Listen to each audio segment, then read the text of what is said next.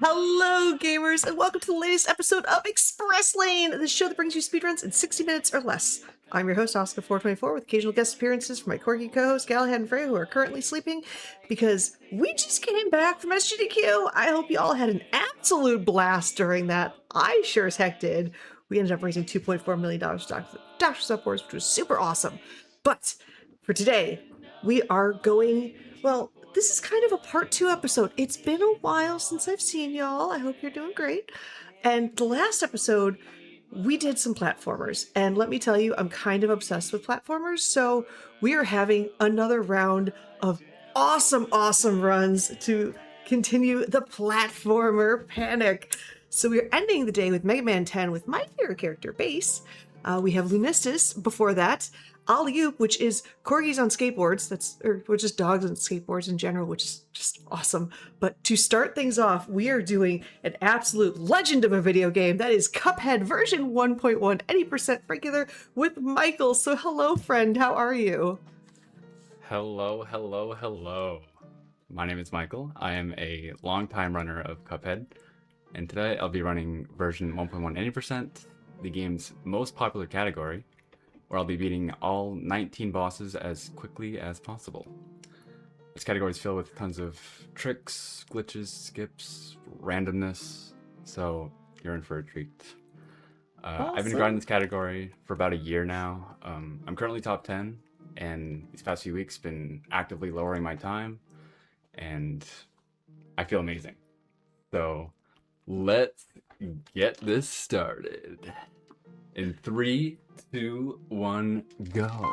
Good luck. Thank you. All right. Starting off here, we're in Elder Kettle's house. Gonna be quickly skipping some dialogue here. All right. So, starting off, after we leave here, we're gonna go straight to Forest Follies, the first platforming level, which is actually not required to beat the game.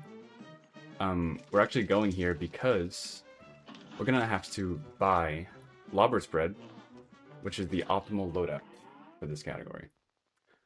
So here's Forest Follies. Gonna be taking advantage of some tech here called jump dashes, where I cancel my dash with a jump to go as fast as possible here, and very narrowly dodging everything here. Get this coin, grab every single coin. Gonna be doing a skip coming up here. That is called Ninja Clip. Ooh. Yeah, just phase right to the machine with that EX. And that's Forest Follies. That was actually pretty good. Yeah, and as you can see, we got all 5 coins. Bam. Ooh! Alright, that is called a star skip. I did a frame perfect input, which saves around 1 second, which is a lot. Here's another frame perfect actually. That's called shop skip. I quit the shop and bought the item on the same frame. Oh, nice. Which allows me to very quickly buy everything and exit, and now I'm on the root pack. First boss. Here we go. Alright, gonna turn around here because Potato doesn't start taking damage until around half a second, and Potato's dead. Nice. Gonna make a lobber trap here. Actually gonna aim toward the ground for these EXs here because they deal double damage for some reason. Or even triple damage sometimes, if you're in the right pixel. I'm gonna make quick work of this carrot here. Nice. Alright. Awesome.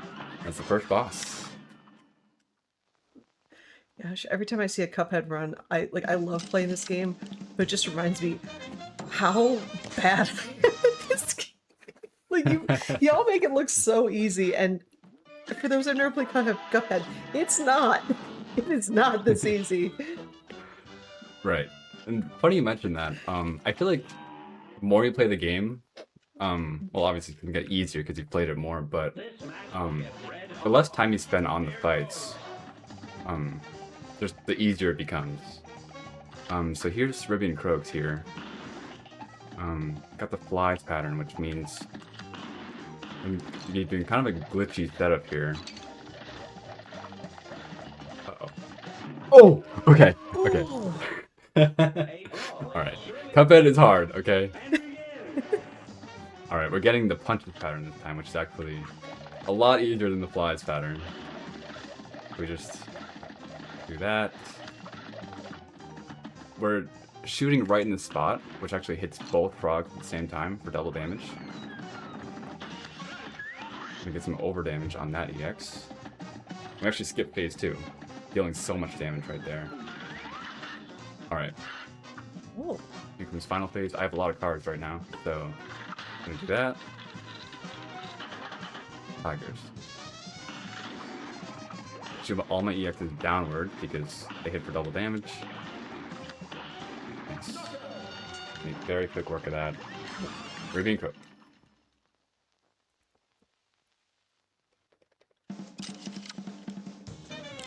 I'm noticing there's not as much like weapon swapping that I've seen in other Cuphead like runs. Is that like a version specific thing or? Yes. So that is the 1.0 version of the game, which features the weapon swap glitch, where you're able to shoot both weapons basically at the same time because there's no cooldown for your weapons. Gotcha. Yeah. And so they patched that in this version, which Gotcha. makes it a little bit harder, but more fun, I think. Yeah.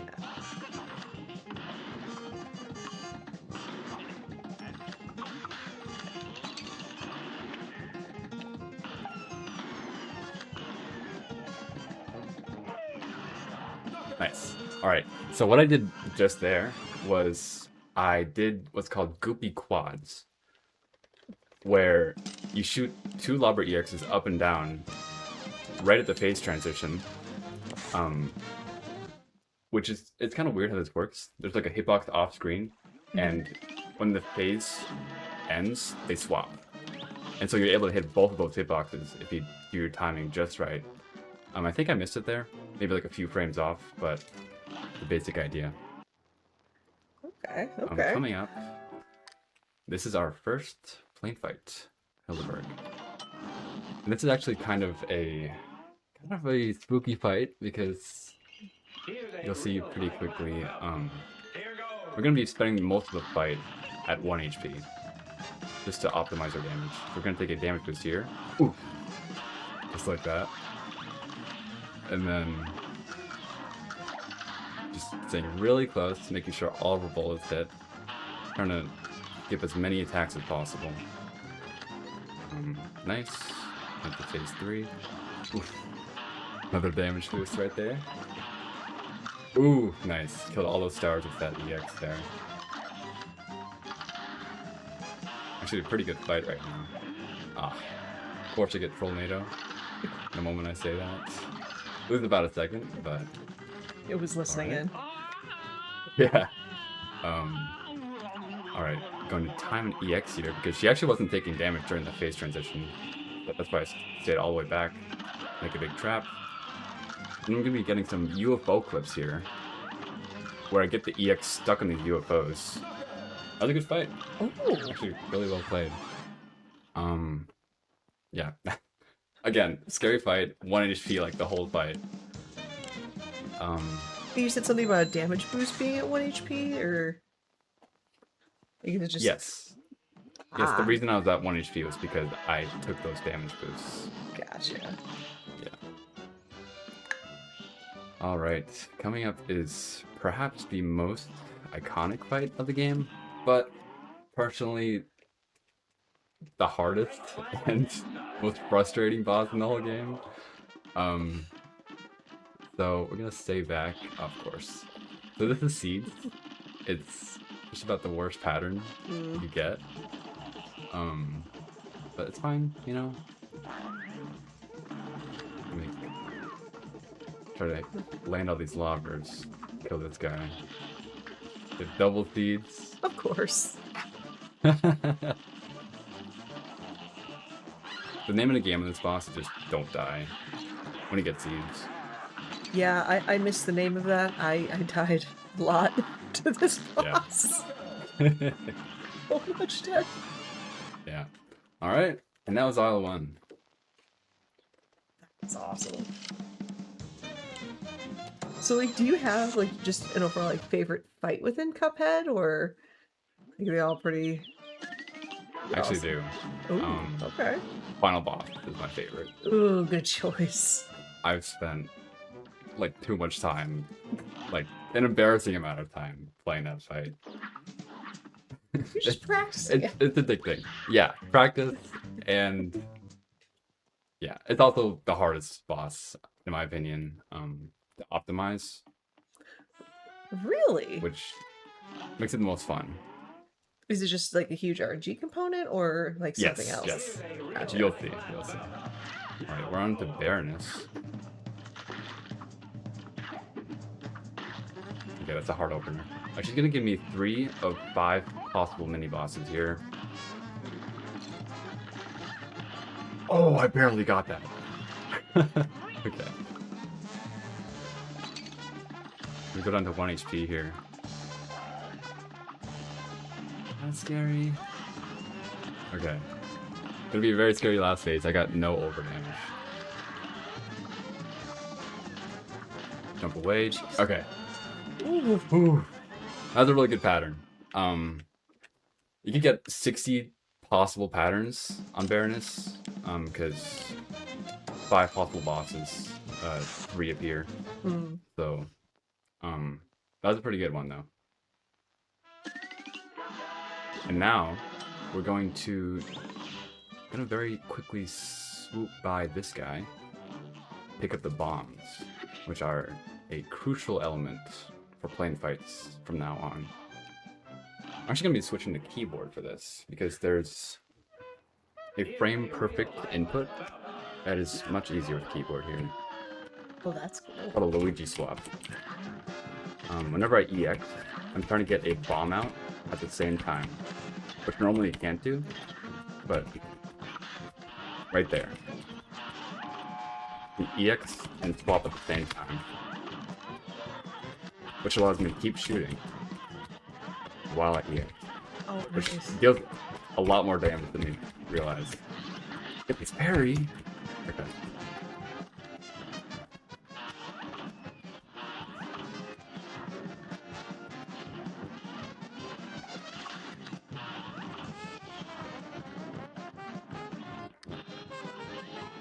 Right? Oh my god. Got left garbage. The scariest pattern. He's dead. Oh, nice. Yeah, that's actually the one pattern in Final Phase you don't want to get, because like he's going left and you're often at 1 HP from that.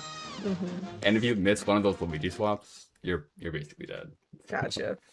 Pretty glad I played that well. Yeah, I'm noticing the game today is choosing violence too. For like all like the really, really Yeah. rough patterns. Of course it is. Alright, Jimmy the Great is perhaps the easiest boss, even easier than Rupak, I think. It's pretty straightforward. Also the longest boss, besides King Base. Gonna do some EXs here. Holy attack. Definitely intentional damage boost there, definitely. Oh, totally.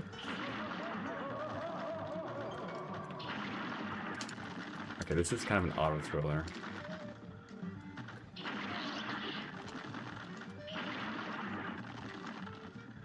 It's like, well, we have a quick auto scroll. Just kind of remind everybody that although we had a blast at SGDQ, PAX West is coming up from September 4th to 7th, and you should be heading to gdq.gg/submit to submit all of your runs, and go visit west.paxsite.com to learn more about the event. And we definitely want to see you there and see what you have to offer. But I know for you specifically, like we talked about favorite bosses, do you have like favorite categories for Cuphead or? That's a good question, actually. I think of all the categories, this has got to be the best. It's just like the most well-rounded. It's very fair. in my opinion. It's also competitive, which is always fun. I also love DLC, where you just Ooh, beat yeah. the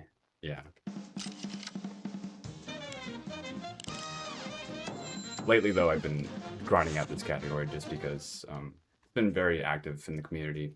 Lots of contenders for top 5. Yeah, I like All right, seeing the... Oop, sorry, go on.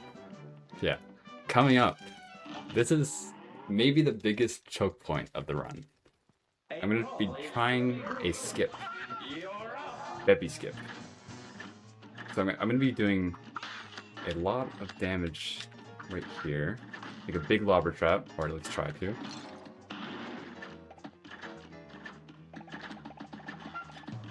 Okay, nice, we got it. Got a low hanger too. Nice. Okay, so this basically locks the phase in phase 2. You don't have to deal with phase transitions. What? Yeah, you just sit here and just shoot the boss. What? Yeah, there we go. He's dead. Oh my gosh, I love Yeah, this. so you completely skip the phase with like the horses and the merry-go-round, and that makes for a very difficult fight, but also very entertaining. That is awesome. All right. That was actually the first in a string of fights that we like to call the Gauntlet. Just because these 4 fights, Beppy, Grim, Rumor, and Cal, are notoriously run killers. Very difficult to master. And here's Grim. Very RNG reliant, specifically for the clouds. Like, you could very easily get screwed by clouds if you're not careful. Other than that, though, it's a very execution-based fight, which I enjoy. I like when we're talking about categories. Someone dropped the hater percent, and you mad person. I know what that is. That's torture. Oh! Okay. Ooh. I'm playing it safe here.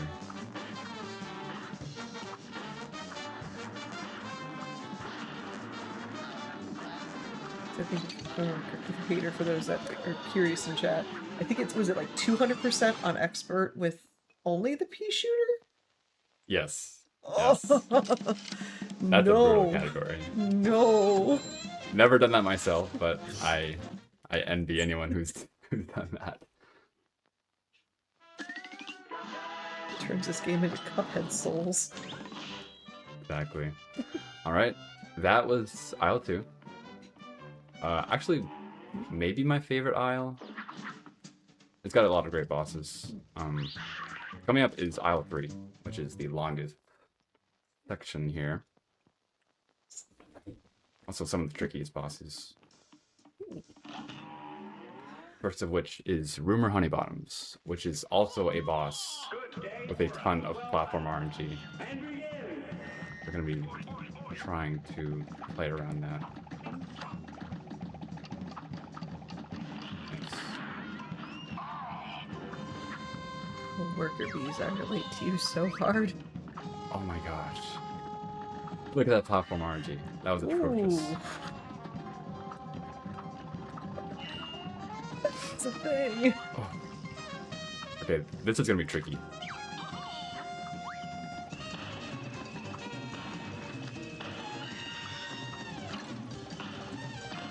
Chat, give Michael some platform energy, because...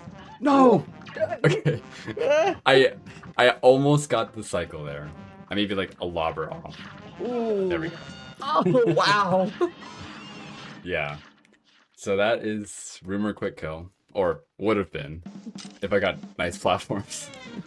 Quick kill with little, like, asterisk markers. Yeah, exactly. Like, quick kill +1.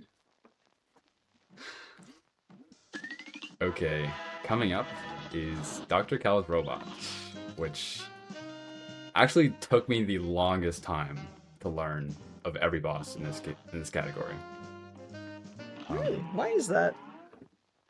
It's just there's so many inputs. Here we go. Let me lock in for a sec.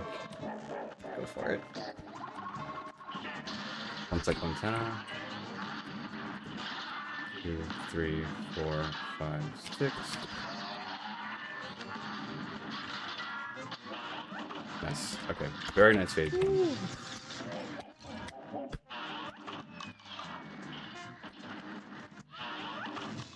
Nice clips on that EX. But very close here.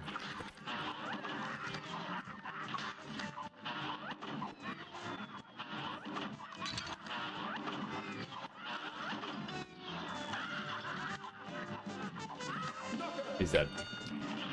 Oh, that was slick. That's always so stressful, especially on pace, like when you're -10 out of rumor. Oh, I believe it. So many things could go wrong in that fight. Mm-hmm. I actually lost 10 seconds there at my PB. Gonna be trying to improve that over the next few weeks or so. Alright. Here is Sally stage play. Kind of a breather relative to all the bosses we've been fighting lately. Kind of go up to her, get the EX. Oof! Okay, she landed on me. It's okay. This is called bullet displacement. I kind of have the lobber shot shooting behind me, which is a slight damage optimization. Oh my god! Oh no, this is bad. Ooh.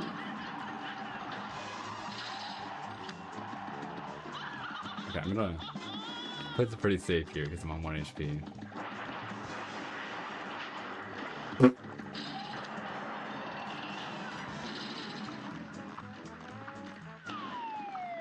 Okay. Is Meep still supposed to be just chilling there in the sun? Yeah. It's like, I don't think it's intended, but that. you know, you never want to go down to 1 HP on that fight. It's a disaster. You lose so much time, and it's so scary. That's the case for a lot of these bosses, but that one especially. So I'm glad I made it through. That's nice. Okay, coming up is Warner Warman.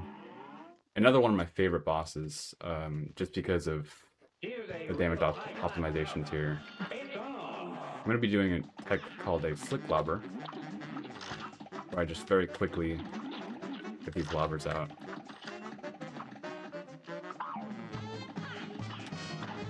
Trying to damage optimize as much as possible.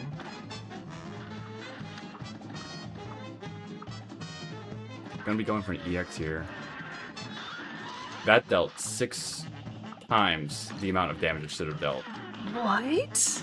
Yeah, just that 1 EX.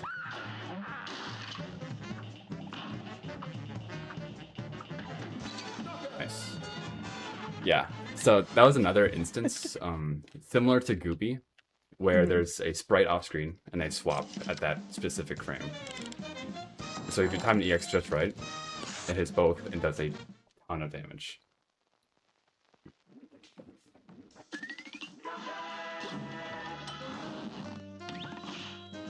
Okay, coming up next is Captain Briny Beard, which actually one of the first bosses that was developed for this game. That's besides the point for the speedrun.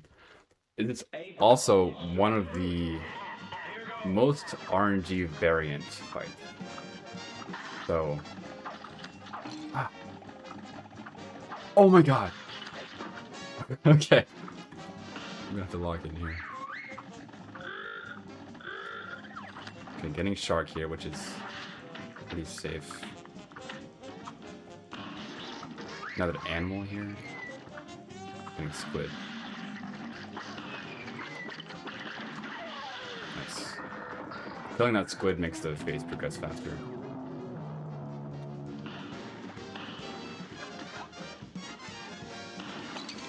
Nice. I got that. Okay, that was called a That's... Duma EX, where there's a very small frame window where you can shoot an EX on the ground right there, and it hits the UV ray. It's very precise, but I went for it because I was low on cards, and it's also kind of a swag strat that no one goes for. Pretty stupid to go for because it doesn't really save time, but Hey, we respect swag strats in this house. oh yeah. Okay, this is our last plane fight. Another RNG heavy one. Every boss in this game is RNG heavy. Gonna quickly react to these patterns. They're gonna be playing the whole fight on 1 HP, I guess. That's how it is.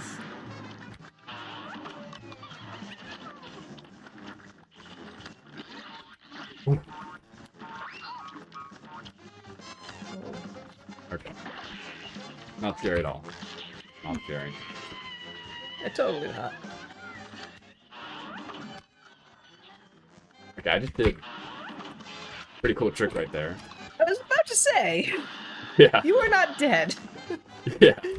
So, for some reason, when you do a Luigi swap before she petrifies you, you can continue shooting during the petrification, which is a great time save. And that last phase looked kind of scary, staying really close to her, but it's actually the safest way to play that fight, that phase. Okay. Just because nothing's gonna hit you. As long as you pay attention to like the spike pillars. Gotcha. Anyways, normally when I'm on a pace here, this is maybe the scariest point.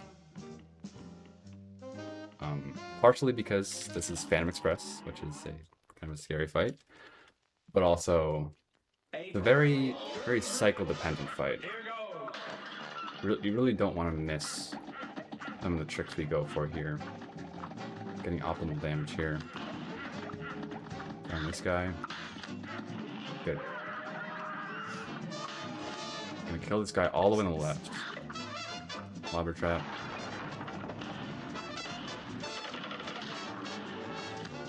Nice. That's a one cycle. That was Very, quick. very tricky to do that.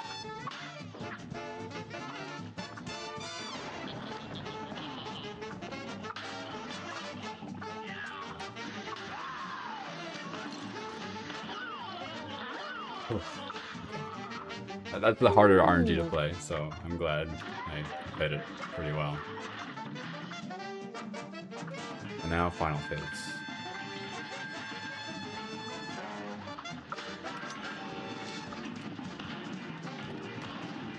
Nice. Okay. This category, I love it. I love the adrenaline. I love every boss, even Cagney. I hate Cagney, but I still love Cagney. I would say since you've been pretty much like running this game in this category so much, is there like a specific goal you have for the game or category that you're shooting for? Or are you just trying to get like an awesome PB? Mostly that, but it's kind of hard to say just because the leaderboards are like very dynamic right now. Multiple people improving their times and like shifting placements. Maybe top 5. Gotcha. All right, we're on King Days now. And we actually got really lucky here. We got 2 hearts on the bosses that we're going to be playing. So on King Days, there are 9 possible bosses that you can optionally do. You have to do 3 of them. We do 3, 5, 7.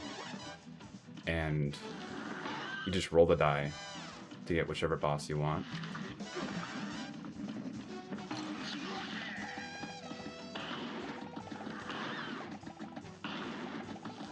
Okay, that probably looks really weird. It's because I went to the other side of the platform, which causes the cigar to face backwards, which allows me to like optimize my damage on the other side. Okay. All right, up next is the rabbit. which is a little scary. Play it very close. I'm gonna jump through this. Over here. Nice.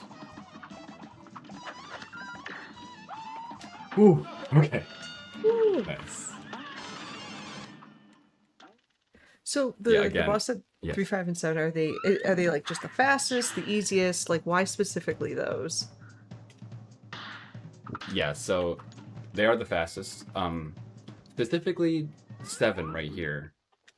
You're able to land a lot of these blobber EXs. You play it well here.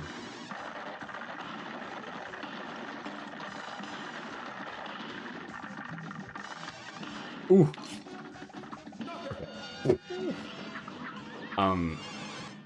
That's a very quick boss, and maybe because of that boss alone, this is the most optimal route. Maybe not the easiest. I think the easiest is probably 3, 4, 8, or something. I don't know. But if you're trying to get like a competitive time, you gotta play aggressive.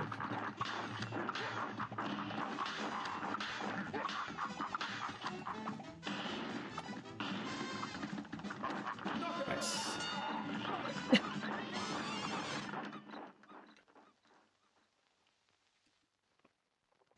All right, coming up, the final boss, the Devil. My favorite boss, but also the heaviest RNG boss. There's no way I can describe what's about to happen like in advance because I don't know. I honestly do not know how this fight's gonna play out. Oh, that's I've fair. a multitude of patterns, and they're all played very differently. But gonna see what happens here. You got this.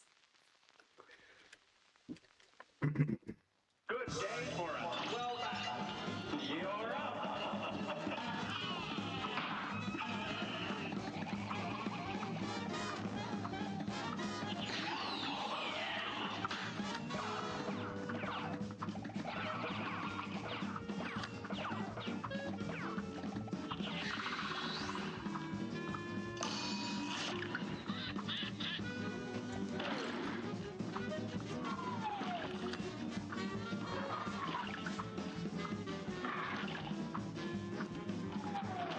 Okay, pretty slow battle.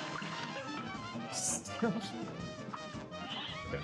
I'm trying to go for a very quick final phase here. Time's coming up soon. Okay.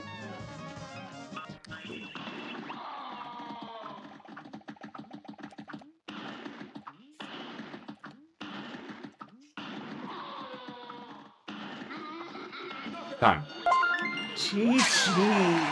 Thank you, thank you. Well, that was slick. Nice. It's 31 and about 31, 23. Awesome. And we actually time load this for this game, and that would have been a 2836. Oh, nice. It's pretty good considering I died. Yeah, that was awesome. Yeah, there was definitely quite a few like that was clean and wow comments. Like that was awesome. Oh my gosh. But yeah, for while the GGs are coming on in chat, please let everybody know who you are, where can they find you, and what your current speedrun projects are. All right. Well, again, I'm Michael. I really only play Cuphead these days. But I'm very active in the community. I make resources. Head over to michael.com, myekol.com. I run a ton of like helpful resources, like all the best ILs for each boss, stuff like that. I also want to give a quick shout out to Grandius, a fellow Cuphead runner. He was originally going to commentate tonight, but had to drop out last minute. Hope I made you proud. Sorry. And shout out to the Cuphead community. Yeah. all of you guys, join our vibrant community, join our Discord. We are an amazing group of people. We'll help you learn every strat, and it's just a super fun time. And yeah, that's it for me. Agreed. And check out Cuphead if you haven't already. It's so fun. It's like it's easy to start learning, and it's so difficult but so rewarding to get to the level that you see here. Like I love Cuphead Run, so I'm so happy that you hopped on to Express Lane. So thank you for coming. And everybody, keep GG's going. One more time for Michael and that awesome Cuphead Run. But we are going to take a quick break to refill our cups of water. But in the meantime, if you are curious about everything that's going on with Hotfix, like the schedule and all the upcoming runs, or you want to submit your runs, head on over in a separate tab. You keep this one open and go to gdq.gg/hotfix. We come back, we are going to the dogs with Ollie-Oop. Stay tuned. Hello. Okay. We barked the audio away, but we have fixed it. So hello again. We are going to start the run right from the beginning, and I'm going to head it on over to PvP 8 one more time. Nobody saw anything.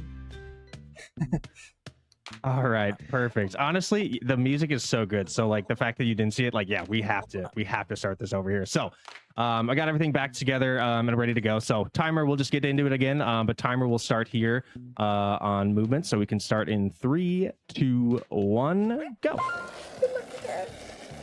Thank you. Cool. I need to relearn this game anyways. Yeah. For those of you just tuning in that maybe missed that first half, this is a 3D platformer / collectathon where you play as a skateboarding dog named Ollie, hence the name. Your movement is entirely on a skateboard, so you move around on the skateboard, you jump by doing sick tricks like kickflips and ollies.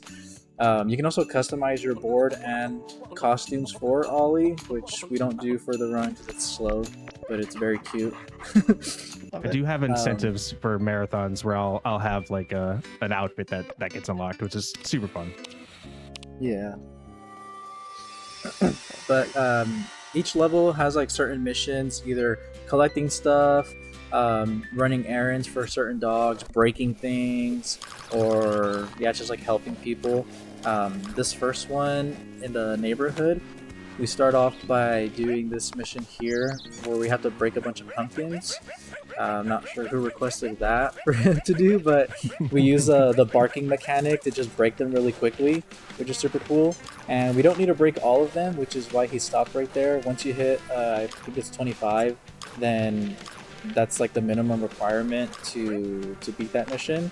And so the timer is still going to keep going for it until it runs out, but then it'll just mark it as complete. So we can do other stuff in the meantime. This mission that he's doing now is for collecting newspapers for somebody who's in this home here. And like I mentioned earlier, I wish we could see the text that the text box that pops up when you deliver the newspapers, because the person gives you like a corny like dog joke every time you give them one. So it's worth pretty playing funny. through this game casually for sure. It goes on sale on as well too, so definitely a super cute, quirky game. The collectibles in this game are cupcakes, or they're named pupcakes actually in this game, which is what you see there at the bottom of the screen, and they're basically like the Mario stars of this game that unlock the next level once you get a certain amount. Yeah, that's pretty much the main core. Yeah, that's the core of this game. This mission is just getting the birds off of the guy's satellite. So you're watering it backwards, which I didn't realize the hitbox reaches that. So that's kind of cool. I do it just for the fun of it. It saves almost no time. Yeah, we couldn't see it there, but there's some birds on that house's roof. It was like messing with the satellite, and so they all swam to the bird bath. This dog here, the girl dog, I think it says she, but she needs bones. I think we only needed like 20 bones, and then once we got those, you just deliver them to her. This dog coming up wants sticks to build a bridge. Oh, there's the pumpkin text that popped up once the Yeah, timer there it ran is. out. Oh, Yeah, jeez. I was wondering what that Actually, getting a was. good spot too. Yeah, he only needs 26, and he can build this huge bridge. He's so resourceful. With the sticks. Good job, Yeah, I Bruno. can see how that's 20, 26, totally. Yeah, for sure. There's some pupcakes at the end of that bridge too that you can collect, but we actually don't need them. This game is very lenient on the like minimum requirement to unlocking the next level, so you can actually just skip those, and you should have more than enough to get to the next level. We also bully Pierre, which is the name of this dog here. We play soccer and just like absolutely destroy him by shooting them all over his head. Yeah, it's Oh so my sad. God. We have to do it. A good way to know once you beat all the missions is there will be a pop-up that you saw there for a second that tells you unlock a new board design for getting all the missions, completing all the missions there. So once you see that pop up, you know you completed them all on that level, and you can just menu back to the main menu and then go to the next level. These levels also have really like funny like names. They're kind of like references to things. Like this level is called The Good, the Bad, and the Pugly. So Beautiful. yeah, that's pretty good. And then there's a few more that come up that I'll mention. I guess I should talk about this. So we actually just found a trick for this specific mission right now as we were like, as PvB was practicing for the run, like literally 10 minutes ago. So here we have to collect all the chickens and put them back in the coop, which now that I think about it is like very like Ocarina of Time. But we had to collect all these chickens and put them back in the coop here. But PvB realized that once you get 3 chickens in there, the total turns green, which is very similar to what happens with the pumpkins, where you don't need to break all of them. And so we kind of tested it like 10 minutes ago, and we're like, let's just do 3 and let the timer run out and see if it counts as, you know, completing it. And sure enough, it did. So It's gonna that's be a whole like new time automatic, like minute or 2 minutes of time save. Like it's gonna be so sick. Oh, there it is. Yeah, right so there. now We're we done. just skip the last 2 chickens that are like kind of out of the way. They're which is far super away. sick. And I also we've kind of figured out the cutscene skip there too. Maybe you explained that and I blacked out, but where you I did can not move during the explain cutscene. Yeah, go for it. Oh, I did explain it now. So yeah, there's certain levels, certain missions where like it'll like be playing a cutscene, but you can actually move during it. So what he was doing at that chicken mission was during that initial cutscene, he was like already going to the first one. So by the time he started, he was right next to it. You'll see it again in the same level. Actually, there's another mission where we move during the cutscene to kind of get a little head start. The first one is really unfortunately, hard we because the camera is like gone. You don't see anything. Right. It's like, yeah, you're just moving blindly, basically. Unfortunately, we have to bully Pierre again. He wanted to just have a friendly race with us to the top of this hill. We're just like destroying him. He brought one of those like gym scooters from like millennial days, though, like Elementary? with the Yeah. finger smasher, whatever. So, like, I Oh, don't know. that's a What can we skateboard. do? That- Yeah, That crushes the millennial that I am, but you're right. it hurts. I can Also- feel the pain still. Yeah, it's pretty funny. Yeah, look at the board that Pierre is on. You'll see it right here. Right. Poor guy. Okay. Okay, I am at it personally at that. The milk crate, the amount of games we played in gym class in grade school on those. Right. Oh my god, I know. So good. So here's that glitch I was talking about, where you can move during the cutscene. So we have to corral all these little. Oh my gosh, I'm drawing a blank. Tumbleweeds. Yeah, there it Yeah, is. yeah, we gotta corral them all over to that little pen over there. They can can't kind of be see. annoying sometimes. Yeah. Also, we haven't done this with the 2 timers going, so it looks really funny. I can't see the tumbleweeds always, but we'll get it done. Oh, we're good. I think Oh, it's there still is one worth- over there. worth the I see time. that one on the left. I see you. I'll come get you. You can't escape me. Oh yeah. There you are. You need This- all of them. That one was. I actually- Ooh, That okay. one was trying to Right? escape. There we go. Oh, do I need to let go of it? You Yeah. have to there drop we it. Yeah, you have to drop go. it. Thank you. And now I need to go and quit that mission, and that adds that one. There we go. Because for whatever reason, we just found this out.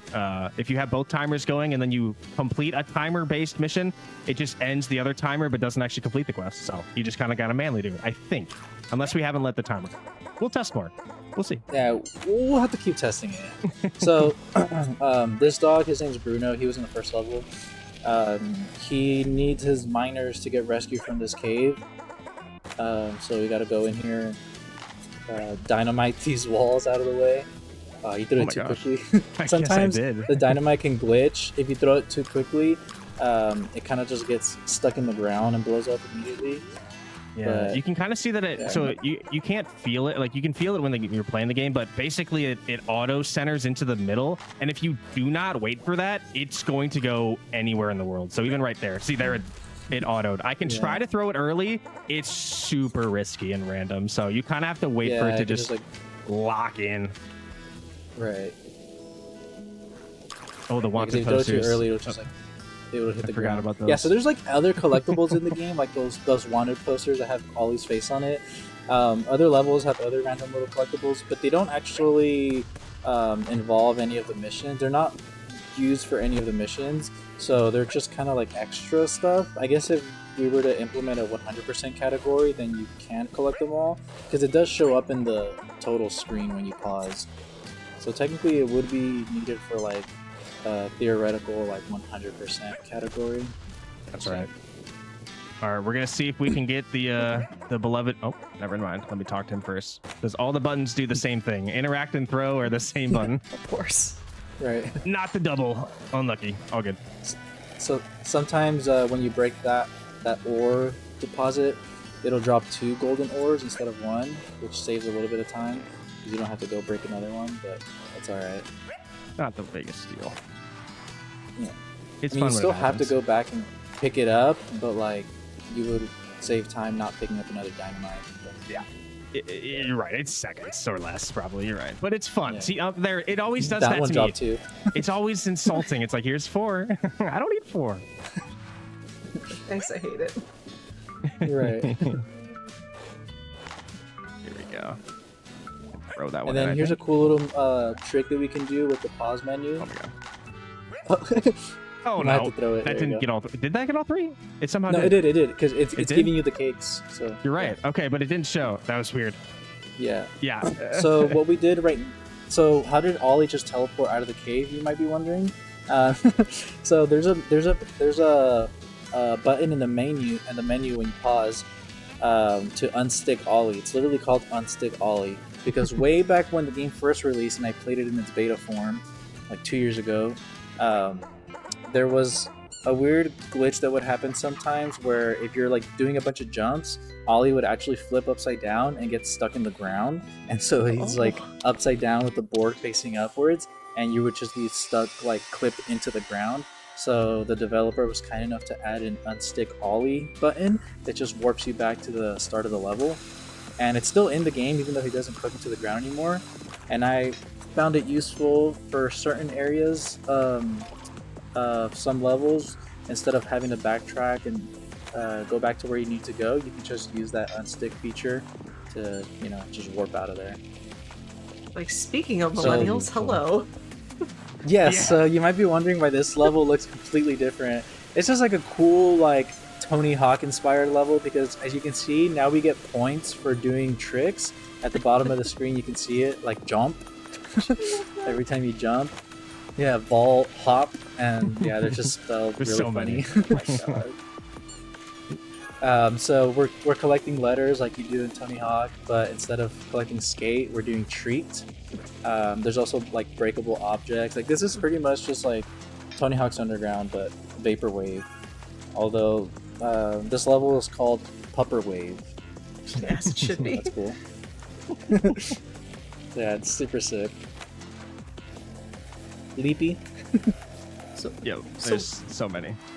So while we were living my childhood and teenage years, so Spaghetti, since you were the one that found this, what you played in the beta, what got you into this? And like for people that are looking at this, like what would you say to them to get people to check this out? Like, Well, the reason I got into it was because I just love dogs. I've had dogs my whole life. I just got a new puppy like 2-3 months ago.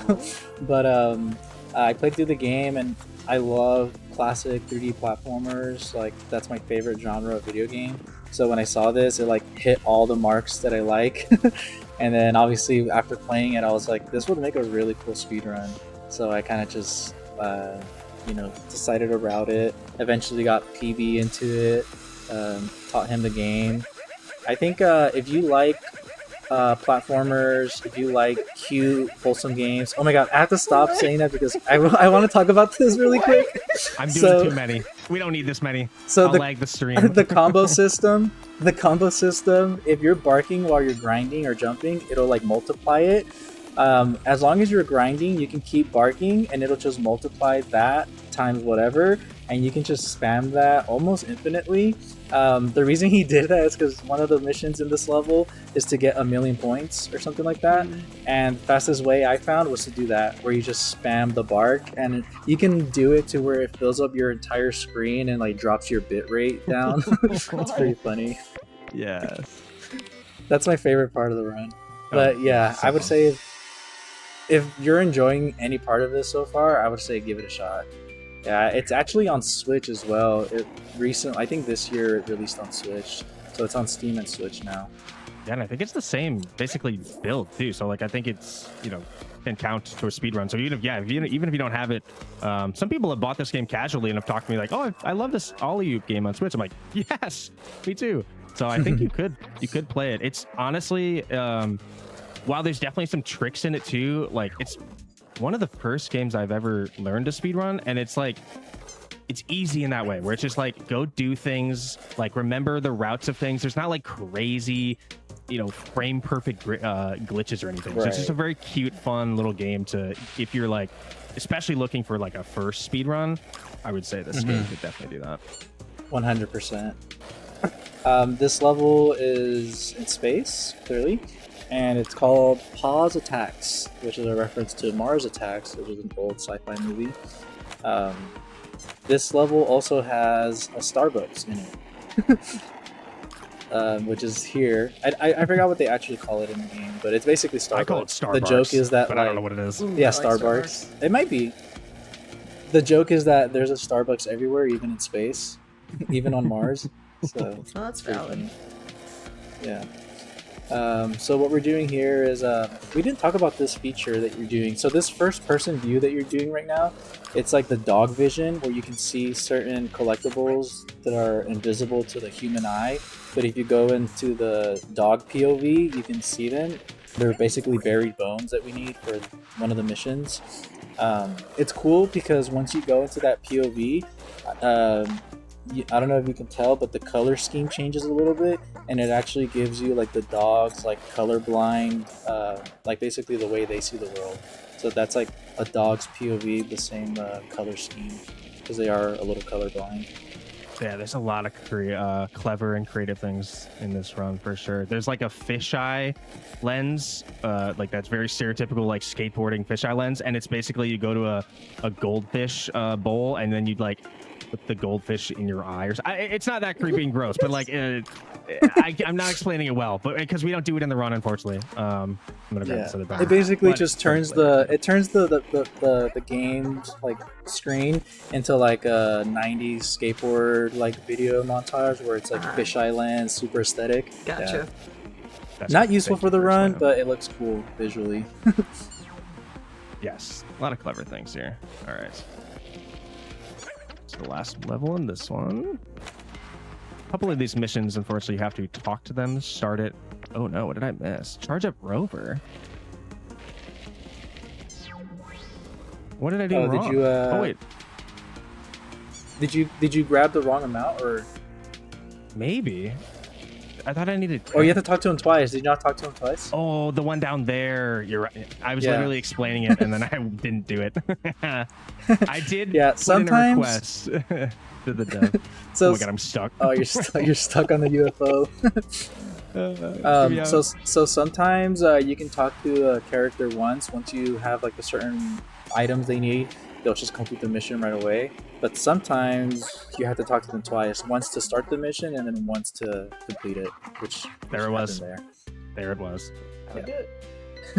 It's all good. That UFO had its own like gravitational pull. That was hard to get out. All right. This next level is super fast because this one's only one mission. This one just wants you to get 1 million points. But guess what? We're going to do the same thing we did last time for the points. Oh, yeah. And that's 1 million points. That's Well then. Blink and you'll miss it. Seriously, I think it's like 16 Yeah. seconds if I do it well. Or short compared to like a Yeah, 12, it only 13 has minute- one mission, so that's why. But this next level is actually the last level, but also the longest. It's almost double like every other level. So this one is Kingdom of the Muddy Paws.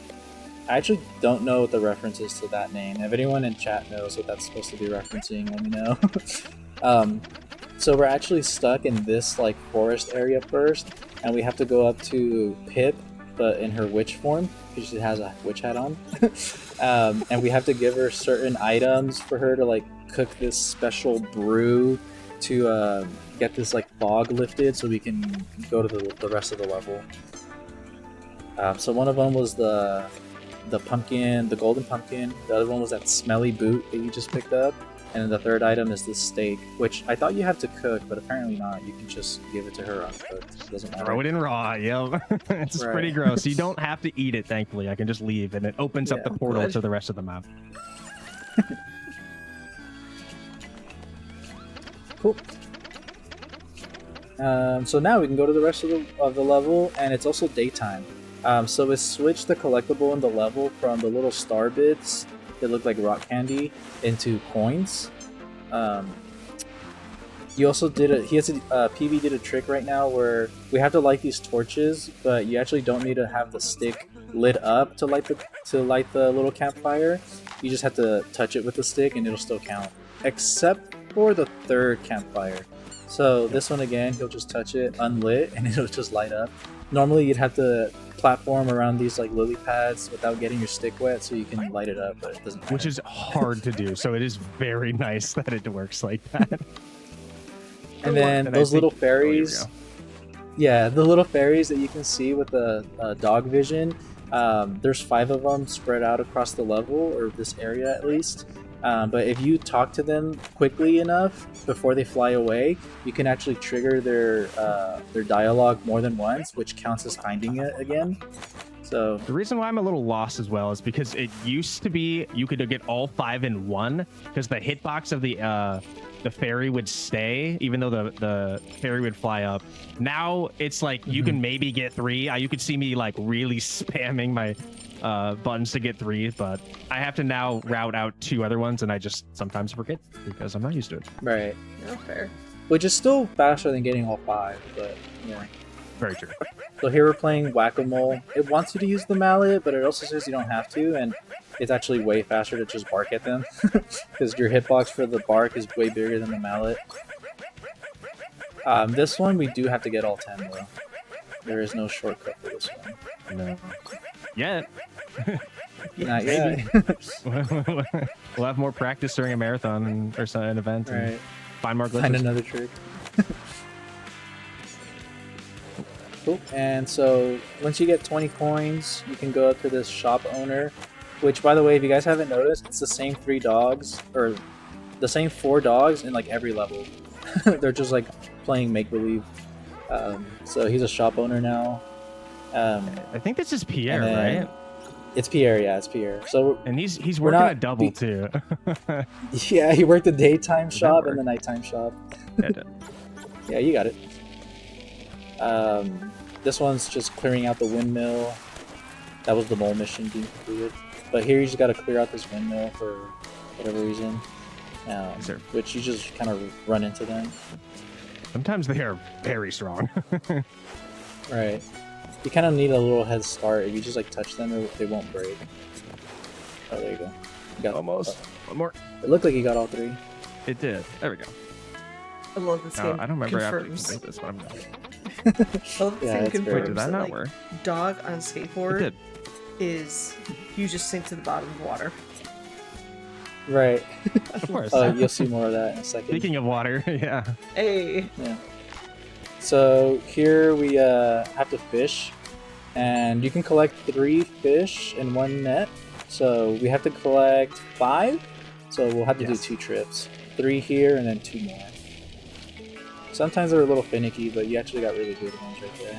Unfortunately, you also, if you jump, it randomly will spin you. Oh, I need that. It'll randomly spin you, and you just like miss the fish. But it just happens. You can't. Yeah. I don't think you can control the spin. I think it just happens. No, it's pretty random. I missed that one. Yeah, he swam a little There too we go. high for you. There you go. He did. There we go.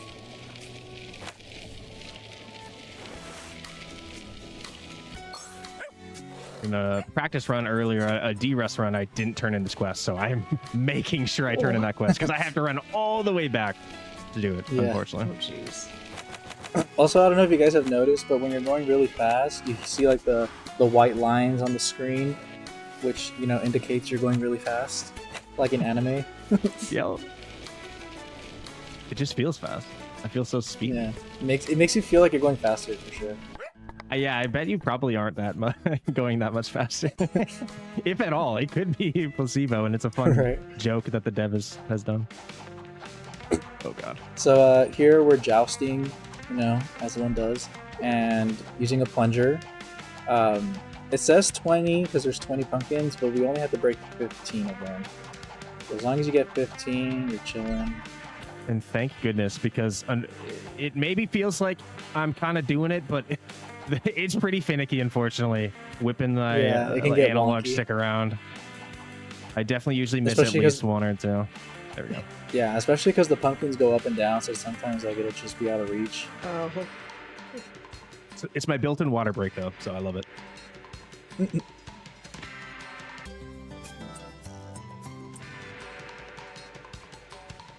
I'm not sure why it blue screens during this, but yeah. Yeah, it kind of just sits there. There we go. That took longer than normal, huh? It did, right? I was getting a little worried. like, Good. Now, Here this you're is supposed the- to use your Oh yeah. No, you're good. You can use your dog vision here, but we know where it's always in the same spot. There's a buried key right there that we need for another mission. It's always in that same spot, so you don't really need to go into your dog vision. We're gonna leave it right there for now because we have to turn it in to a chest to open it, but we're gonna do that after we break all these pots. Another cool Zelda reference. Yeah. Yeah, the fastest way is to just bark at them. Like most things in this I'm game. about to say, yeah, that's, Yeah. yeah. As one Most things does. in life. Yeah. Here we go. Cool. Oh, I quit. What mission? Try it again. There you go. I don't know what So mission we I use quit, that but it's quit. unstick. We use that unstick feature again to warp you back to the beginning because it's faster than having to go all the way back into the town. There's conveniently this little like pond well thing here that warps you into the town. It's like a little fast travel point. And then you just open that chest, which is one of the missions. And then here we're gonna do like one of the only glitches in the game, or tricks, I guess. So you're supposed to go back up to the castle and then do like some like questionnaire thing, like riddle from the guard to let you in. But if you hit this outhouse in the right spot, you can actually trigger the fast travel like warp that we haven't unlocked yet. There you go. Here it is. Your It's a hitbox will little just shy barely sometimes. touch it. There we go. Yeah, and you can warp into the castle without having to do that little trivia thing at the entrance. So that's a pretty cool little wrong warp I found. It saves so much time. Yeah, it's basically if you Mhm. remember where the key was, where we found it, that's the gate, and you'd have to go all the way up there and around. And it must be. Oh, I just launched everything. We'll fix that later. Oops. It's fine. It's fine. So here the prince, which is that dog, the robot dog, they want specific items.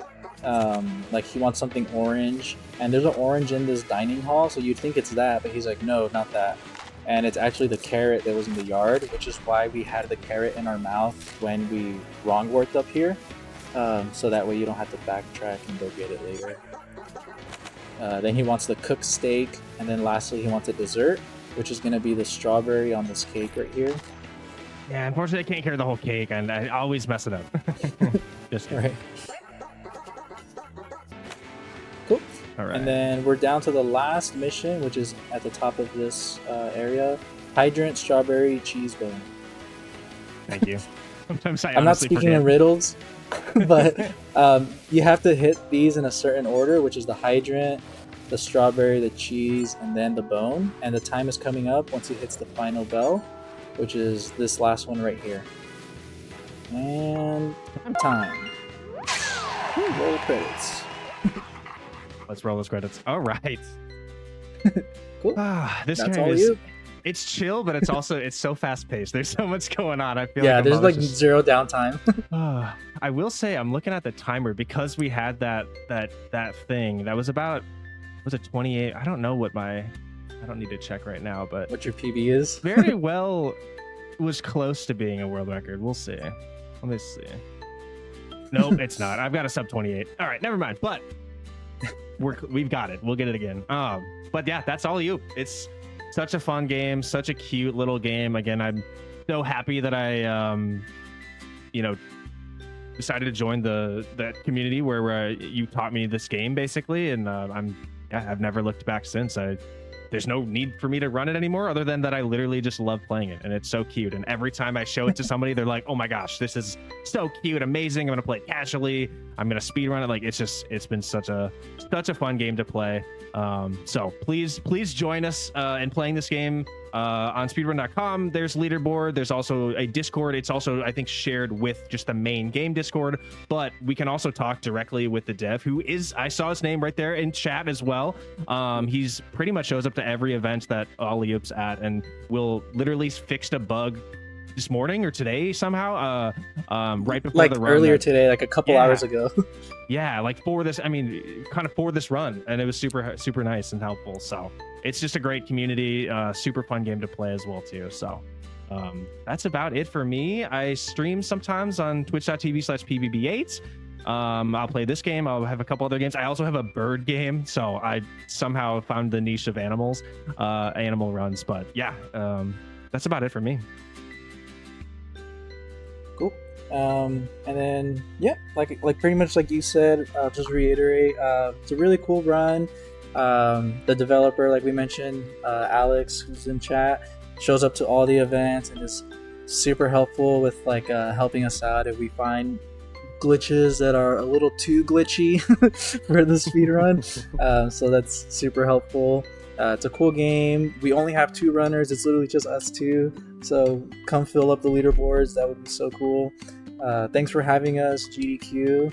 It was fun to let you guys, see this game, and of course PBB8 for showing it off to you guys. Much love.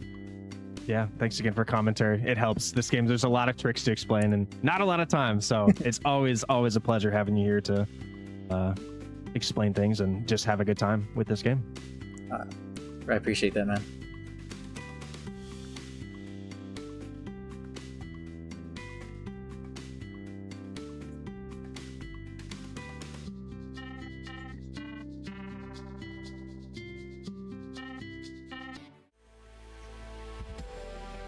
So of course my old mic decides to be old and not work at the end, so GG's on the last run. Now that it's working, I'm staring at you, microphone. That microphone. Anyway, hello again. We are continuing this awesome platformer episode with this absolutely gorgeous game called Lunistice, and we are doing True Ending with Pikachu. So hello, friend. How are you? Hey, Asuka. Hey everyone, I'm Pikachu, and I am bringing to you Lunistice, True Ending. Happy Non-Binary People's Day to all my non-binary friends out there. And yeah, definitely catch the other big showcase this weekend for that. But yeah, true ending is kind of the not quite 100%, but an extended category of this game where we're going to collect some extra items and earn some extra little bits at the end of each level, and then through doing that, we'll unlock kind of a bonus stage and bonus cutscene at the end. So it'll be a good time. There's a little bit of intense movement right at the beginning, so I'm gonna focus right at the very beginning, and then I'll start to explain kind of what's going on. But yeah, without further ado, time will start when I gain control of my character, so I'll try to count it in. It's gonna be a little awkward, but we'll go in about 3, 2, September 2nd, 1, 2453. go. Good luck.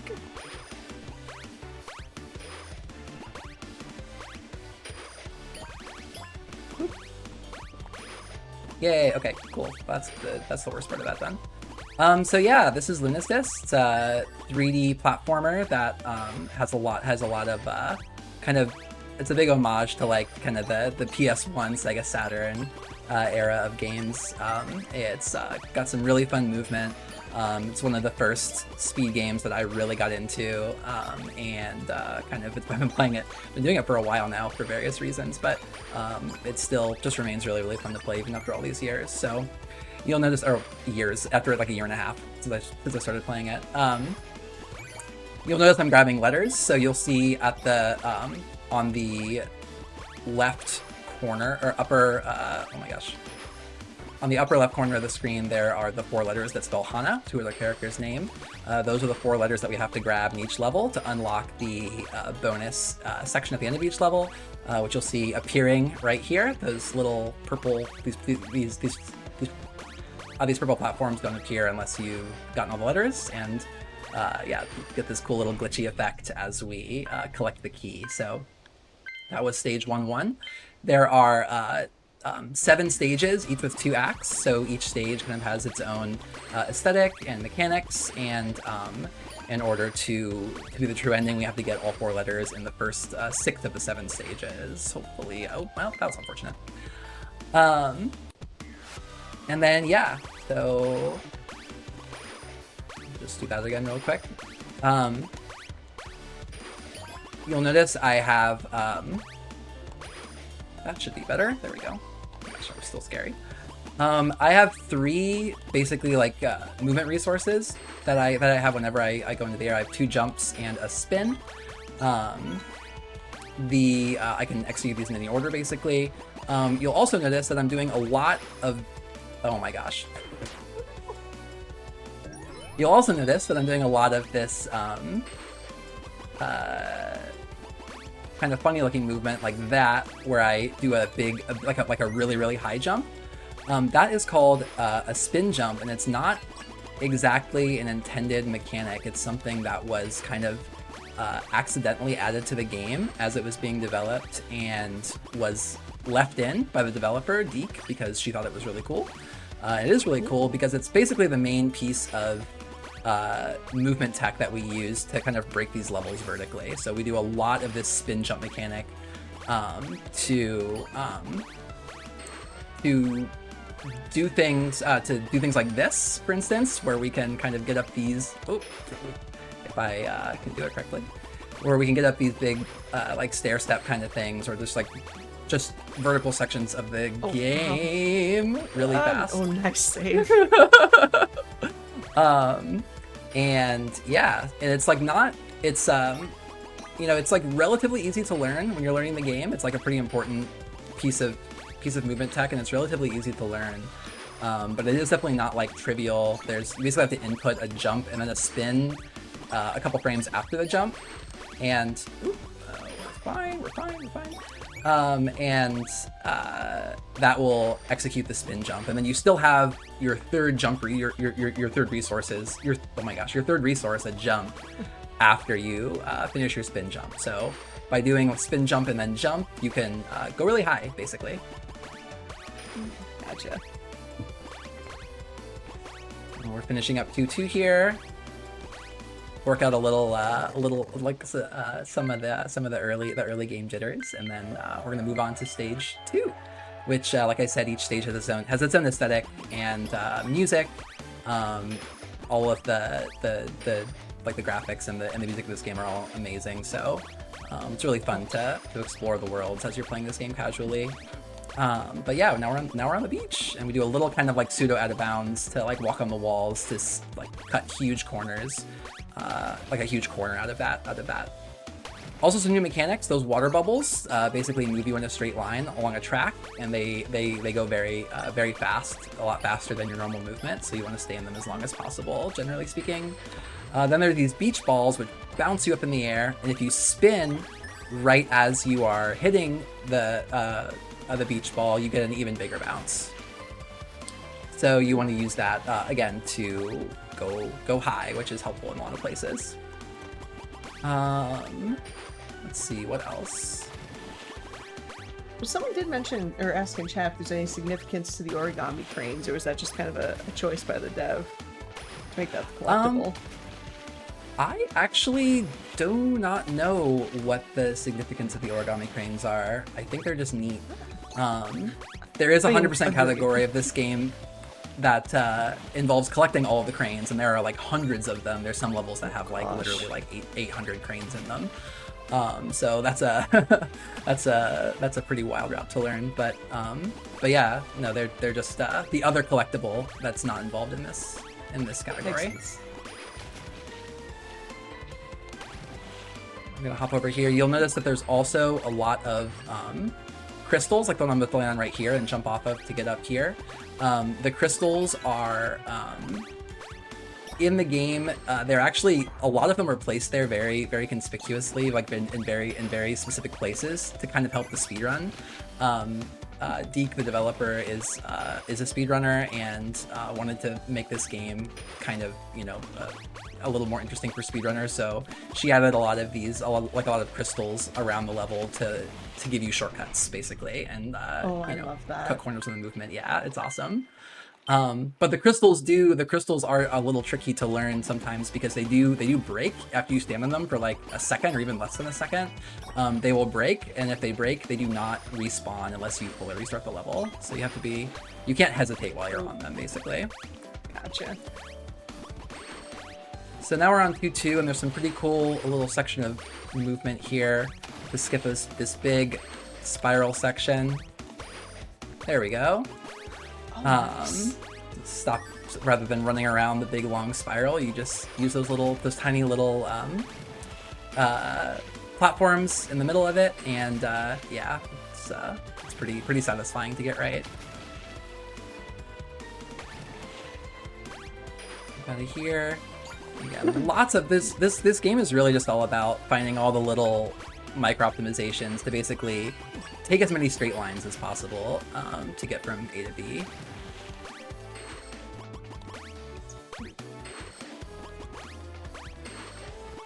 Hop over here onto these spinning umbrellas that, again, you don't want to stay on for too long because those in particular are moving in the opposite direction that we want to go. So we want to just basically jump in them as soon as we land on them so that we stay on them for as little time as possible. Do a spin jump off of that can barely get us into that bubble, and then hop on down here and start getting towards the end of 2-2. This is probably the most chill. This like World 2 especially, I think is like the most chill world in this game. It's a little more interesting in true ending than any percent, but still, it's pretty chill. Stages 3 and 4 are what's generally known as like the mid-game gauntlet, and there's a lot of pretty difficult speed strats and mechanics that just are built to make you go faster, and that's where things really start to heat up. Gotcha. Those gates, by the way, I just walked through are checkpoints, so they restore your health by 1 bar. My health's at the upper left corner. Usually not an issue. We're not usually like close to dying, but like you do have to, if you take hits from enemies, you do have to kind of pay attention to your health. But the checkpoints are mostly there here for safety. So I will likely be grabbing a couple checkpoints that I wouldn't normally grab in order to avoid having to like redo huge parts of levels. Now, I saw a question chat that I can actually answer, and it leads into something I There's some good segs here, I'll put it that way. The question Sure, go for it. was, I wonder, that plushie back there, is that a cat or a dog? That is Faith, who is the mascot of Frame Fatales, which is the perfect segue because we have a little old marathon called Flame Fatales and Flame Fatales 2026, and it is going to be live from September 13th through the 19th. If you are a Fatale and you qualify for the Flame Fatale server and you want to volunteer, everybody can, or you can head on over to our Discord and apply to volunteer. Also, all creators, even those that do not qualify for the server, can apply to become an ambassador. And like I said, community members can submit to volunteer during the event by July 19th. You should head on over to gdq.gg/ff for more info. And the other segue is, for those of y'all that don't know, Vacancy is a runner at Flame Fatale, so let everyone know what you playing. This and other things. Really quickly, there's oh darn it. Okay. Well, there's a bunch of stuff to explain right here that's relevant for a while. So I'll do that, and then I'll talk about what I'm running. So we have these rails up here that are kind of like in 3D Sonic games. You hop on them, they take you in a certain direction. They're really fast, so you want to stay on them. The little gauge, if I keep my cursor in there, I go faster. When I get to the end, I can actually spin, and then, oh nice, okay, good, I got that. That jump's actually pretty hard. Normally it shoots you off in one direction, but if you spin, you can actually change your direction, sort of coming off of those, which allows you to, again, cut corners and do things like that to get that letter. There's also these speed pads that also make you real fast, so it's pretty comparable to the rail speed, but yeah, you keep that speed while you are on the speed pad or while you're in the air. So basically, once you get the speed, you want to stay in the air or on the pad as long as possible. Like when I do this, go under here, grab that letter. Oh, please. Okay. Oh my gosh, that was really scary. Oh, and then nice. now we're alive. And then I'm gonna show that again by jumping into here, taking care not to touch the ground, keeping my speed from the speed pad so I can hop out of this bubble early and go all the way across there, which I would not be able to do without the speed from the speed pad. So yeah. So momentum conversation. I always say that, momentum conversation, having a really fast conversation. Momentum conservation is really important in this game. So yeah, Flame Fatales is in 2 months, and definitely, yeah, if you qualify for Fatales, definitely volunteer for that. That's how I got my start with volunteering for speedrun events through Fatales, and it's been such a fulfilling and rewarding experience. And if you have any interest, I definitely highly recommend that you do it. Also, we're gonna skip a little cutscene there by hopping from rail to rail. Then yeah, I am running this run actually, Lunistice True Ending at Flame Fatales. I'm also partnering with a couple of other Fatales to do a Clone Hero showcase. So we're doing a 3-player co-op Clone Hero showcase. So even if you don't speedrun, a Fatales takes things like rhythm game showcases, which are also really welcome and cool content to show off there. Also, this is the hardest trick in the game. Oh, we didn't get it. That's okay, we're gonna try it again. This is what happens when I'm trying to hype up Fatales while also speedrunning a video game. Oh, you worry about the trick. I can hype you up for you. All right. Say, for those that are interested in the Flame Fatales schedule, I believe I can post it in the chat right now. Hopefully that works. But Pikachu is running Lunistice on Tuesday, September 17th at 4:19 p.m. Eastern Time, and if you go to that schedule on a separate tab, gamers, separate tab, Oh my gosh. you can see the schedule in your own time zone. And then in terms of Clone Hero, that is going to be showcased on Sunday, September 13th, which is the first day. As it's a 3-player showcase at 8:12 p.m. Eastern, and that is going to be amazing. I'm really struggling with this, Chris. I'm really struggling with this, but we're gonna try it one more time. Okay, I'm just gonna do the backup. This is not something I miss this much, but it is a really hard trick. Some really precise movement. I actually have to remember what the backup even is for it. So I think you go over here. Yeah. So here we go. We're gonna do this. Actually, it's not too bad because in True Ending, you have to go over here anyway to get the next letter. But unfortunately, I have to walk all the way back because I didn't get the checkpoint that I normally get.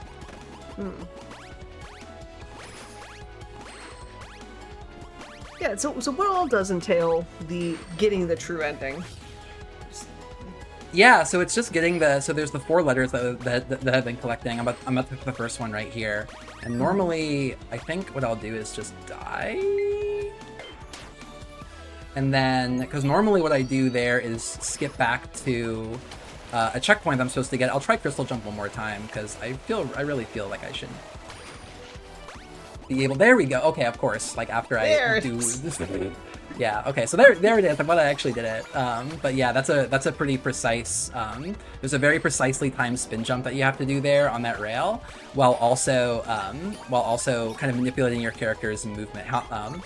Hana's movement in the air after you spin jump, and it's all pretty precise, and it takes a lot of time to learn. So I'm glad I eventually did it. That was a little rough, but it's all right. So there's the second letter right here. I was able to get it without really losing any of my speed. This level flies by, especially in any percent, but even in True Ending. We're gonna hop over to this rail, and then do a spin jump off of the rail to hop over to that balloon. I'm gonna grab this checkpoint for safety.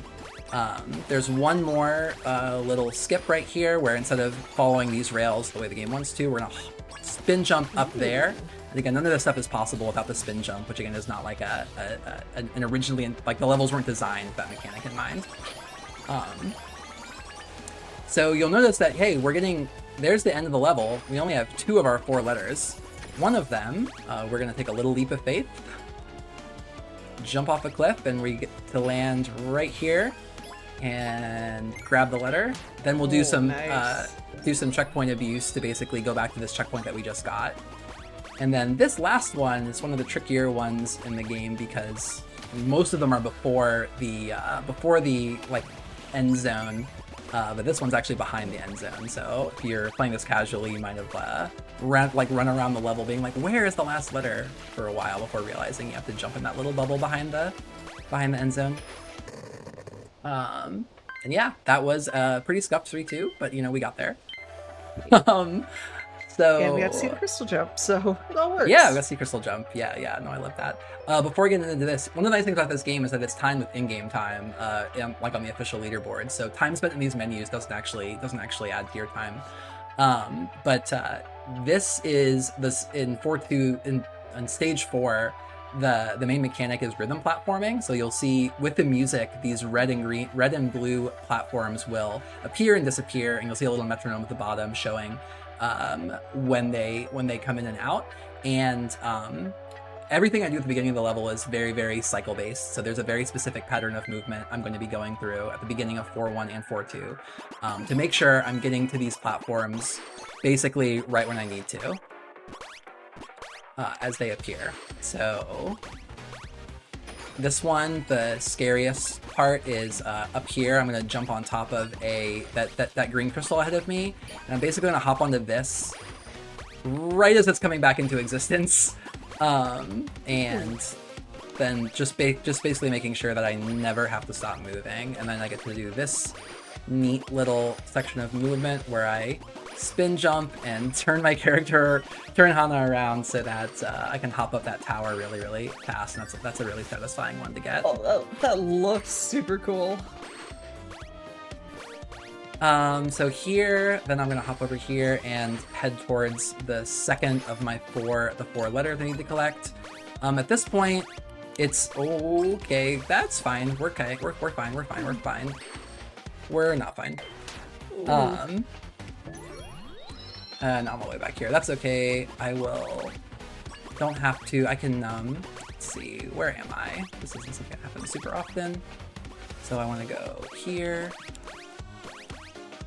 Now I'm improvising because I never die there. So we're seeing new and exciting gameplay. There we go. Here, I gotta go back to where I was. to think for a second about like where I even go after going to that checkpoint and then not having to go up and get that first letter. So okay, we're gonna be a little more careful here. So this should be fine. Those are appearing in a nice place. And this should be fine, and then can hop up here to this strawberry. Okay, and there's our A, and those are the hardest bits of 4-1 done. It also starts to recycle some of the older mechanics, like these little jello molds are just like the bouncy balls that we saw on the beach stage. And so we'll use those, and they behave in the same way, they're just skinned differently. Dodge the giant rolling pin. I love the theming in these levels too. The food theming is neat. Yeah. Very like Candyland. Hop on top of that one, grab this, and then this is one of the things I mean by the crystals being very conspicuously placed. We can use these to basically just cut this big corner. Gotcha. And land between. Hover there to make sure we don't die. That's one of the other nice things about the spin, is that the spin will like hover you in place. So if you are about to land on a platform and you realize the platform is about to not be there anymore, you can spin to hover in place, and that often will save you from an untimely death. Okay, there's 4-1. And then 4-2, much the same, but even harder. So there's a specific cycle that I'm going to be trying to get here at the very beginning called Blue Cycle, which again, it's like the movement I'm doing here is very specifically oriented, so that should land right there. And then I'm going to hopefully get up to, there's a blue platform that's going to be, I'm basically going to land on as it's like despawning, and it's going to be right here. There we go. So that's one of the fastest ways you can do that section. And then this little, this is the bane of my existence, but that was actually really clean, because you have to, it like bounces up and down. It's like the hitbox is really weird, like landing on it is really hard, and then it bounces up and down, and you have to spin jump off of it while it's up in order to have enough,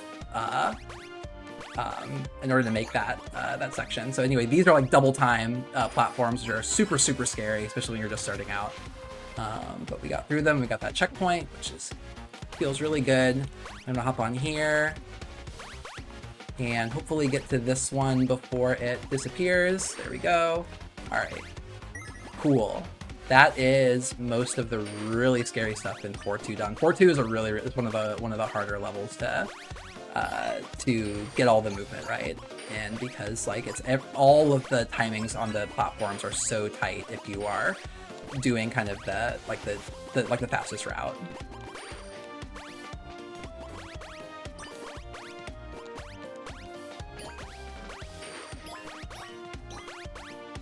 Pop up these, and these are timed pretty nicely, so that you just do double jumps, and they're just there as you get to them.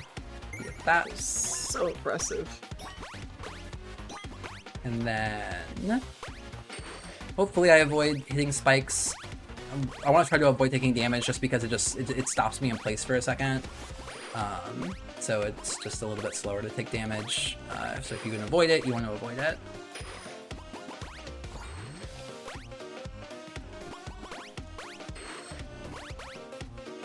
And then there's one more really kind of tricky little letter over here. We're gonna jump off the cliff again, spin, and grab it underneath there.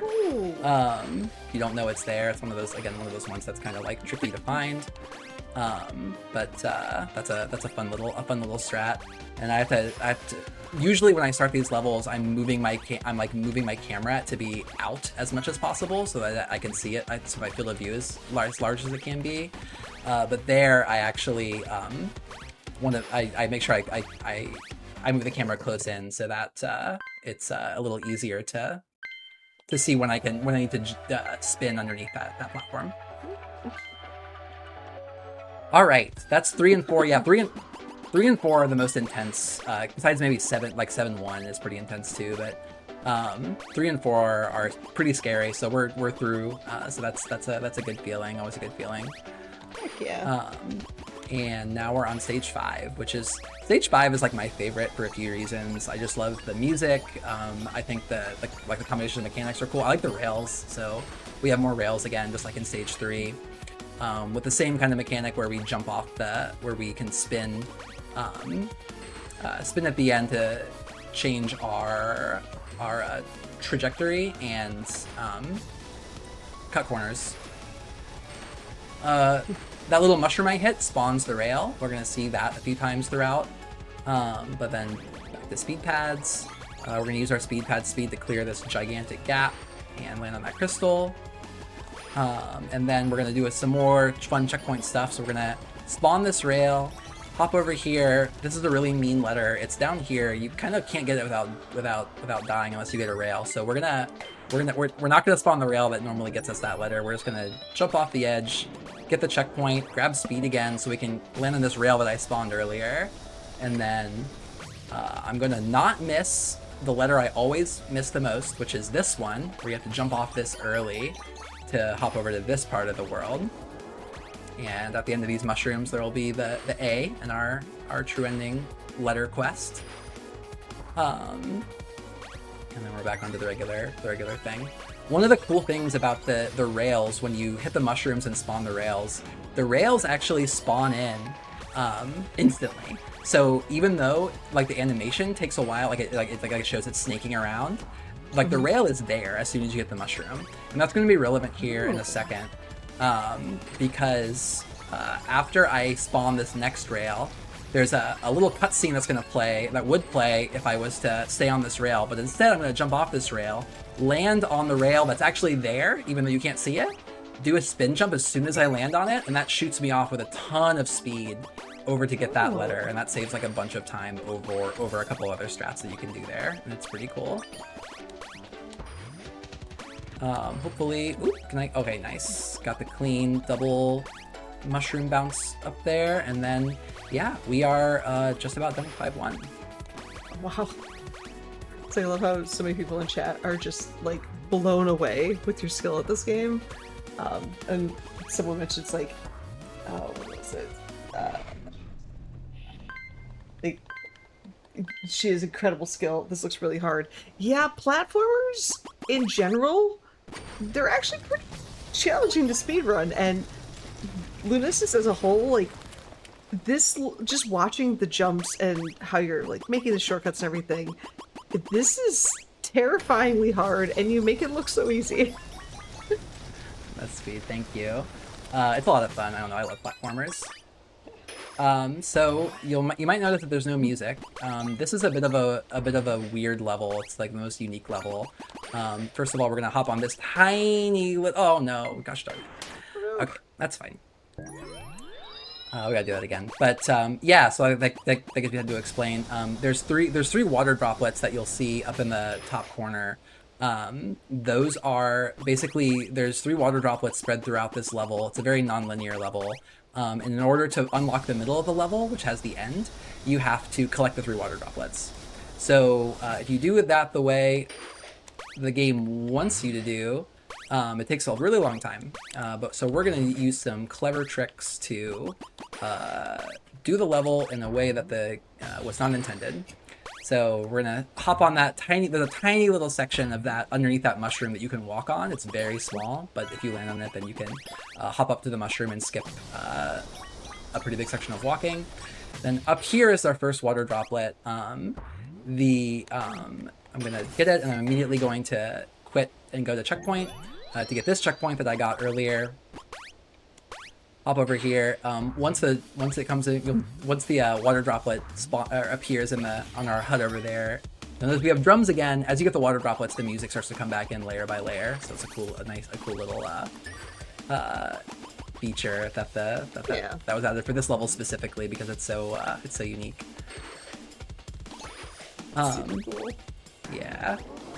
So yeah, but like I think when I played this casually, I spent like, I don't know, 8, 9, 10 minutes running around this level trying to like figure out where I was supposed to be going. And we're gonna do it in about 4. 80% you can do it in about 3, but because we have to get the letters, it takes about 4 minutes normally. Gotcha. So we're gonna continue to, again, try to conserve our speed, grabbing using these speed pads, I'm going to grab this checkpoint and hopefully stay in the air so I never lose speed. Then hop over to this mushroom. And one of the cool things about having speed is that when you land and you jump as soon as you land, you lose your speed, but you also get one jump that's like a bit longer than most jumps, and that's just enough to basically jump to that purple booster that I jumped to get over here. You're not supposed to be able to get to that without a rail, so that saves a ton of time not having to go spawn the rail to actually go through this section. But this is what takes us to the second water droplet. Then I can quit, checkpoint back to this checkpoint that I got earlier, go get the one of our letters, the first A. It's also the only level where we collect the letters out of order. So we got the first letter, then the third letter. Oop. Then now we have all water droplets. That unlocks this water bubble in the middle. We have all the music back, and we're just heading towards the last little bit of this one. Fun fact, that one, that rail is it disappears, but it's actually fastest just to stay on it and not jump and let it take you on to the next one. Oh, weird. Yeah, like most of them aren't like that, but then there's a big spin jump that we do to get up here, and again, skip having to run up this more of this spiral. And hopefully I'm going to be able to jump up here, grab the letter. Oh darn, I touched the ground. That's okay. Ideally, you never touch the ground so that you never lose speed, but that wasn't too bad. And then, yeah, we're at the end. Oh no, I'm stuck in the crystals. So, because I know you're going past where the exit gates are, if you accidentally go into that exit gate, does it negate the ability for a true ending, or can you go back in here and try it again? Well, you you can try it again, but obviously, if you're doing a speed run and you have to replay an entire level, right. that's not very fun. So yeah, you can if you go in the main exit, it'll finish the level but not give you the true ending, the item you need for true ending. So you have to if you do that, you have to replay the level. Just no fun. Yeah, we're gonna do some tightrope walking here. We're gonna hop up here, jump over to this tightrope, and then jump over to this tightrope, and then yeah, now we're up here. Oh my gosh. There's a few ways to get up there, and I choose that one, which I think is fun. Oh, no swag flag landing. I've been trying to optimize some of my strats on this level specifically because and this is one of the things I'm gonna do. I'm gonna use this. So no, wait, okay, we're fine. We'll do the backup. We'll go up here. Okay, there we go. That's what I mean by the crystals breaking. Like, I was not on the crystal for very long and it broke. So you gotta be real careful with those crystals. But that's like the fastest way to get up there. We're gonna do a little spin, jump, land in front of this guy, hop over to these tiny little platforms, and then we're gonna go up here and do kind of a scary jump where we're gonna hop off and land over there to get that letter. There's a little bit of a kind of like a coyote falling mechanic in this game where when you like walk off of a platform, there's like half a second where you can still jump, even though you're not touching a surface. So we actually use that a couple places in the run, specifically there, and one other place in a later level to because you need that little extra that little extra distance that you get from walking off the cliff to clear the gap. So hop up here, grab the N. Just because of how this has been going, I'm going to get this safety checkpoint, and because this last little bit of 6-1 can be tricky. We need to hop on this flag up here, so we're gonna jump. Oh good, we got it. So we land on it. That resets our movement, gives us what we need to jump over there. And now we're at the end. 6-1 goes by pretty fast. 6-1's a quick one. So just gonna use these. Oh yeah, I never talked about these geysers. They just kind of shoot you up in the air. not a whole lot to say. They're pretty self-explanatory. Definitely avoid those geysers though, because those will just blast you off into the void, and you will just have to go back to the last checkpoint. Oh. Yeah, we don't want that. We don't want that, no. Nah. All right, 6-2. 6-2 is the last level that we have to collect.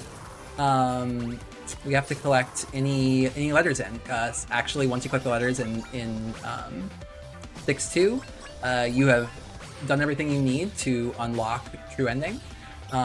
Stage 7 is the same as any percent, because there are no letters. So that's kind of neat. We get our water bubbles back. There's lots of rail. There's like just a ton of like transferring between different types of terrain in this level. So lots of, you know, going from rail to rail, rail to speed pad to bubble. Just lots of just kind of combining all the mechanics in a pretty satisfying way. This is a fun letter. It's like you have to notice that this little that booster is over there. It's kind of hard to see if you're just like looking straight forward, and if you're playing this for the first time, don't know where it is. Kind of hidden.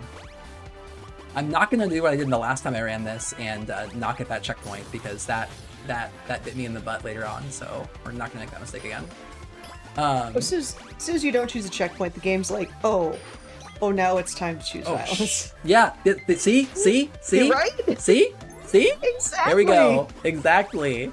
I was about to say that's another place where you kind of need the coyote fall, the extra distance, like kind of walking off the platform a little bit to have enough, so to get up here. So yeah, I just waited a little too long, and that's all it takes to fall off. But luckily, I didn't have to redo very much of it. There's a pretty fun section of platforming here. 6-2, like a lot of the differences between true ending, there's a lot of levels in any percent that are actually, I would say, harder in any percent than they are in true ending, because of the skips that you have to do. Because you have to like actually do more of the level in true ending. I think a lot of some of the hardest strats get removed,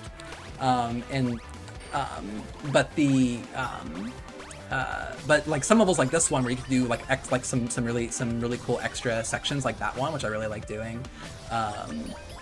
This level is actually more fun, I think, in true ending than it is in any percent. All right, we're gonna go to this last letter in 6-2 and of the game. It's the one I missed the second most, because you have to jump off this rail and down onto that booster, which takes you up into this bubble, and we'll get the very last letter of the game. That's actually not true. There are letters in the bonus stage. You get letters, but the last letters we need to unlock the bonus stage, right here. So one more little jump. Oh gosh, I was like tensing up because I thought that I missed that, but we did not. And heading towards the end of the like true ending bit of this level is like pretty extended.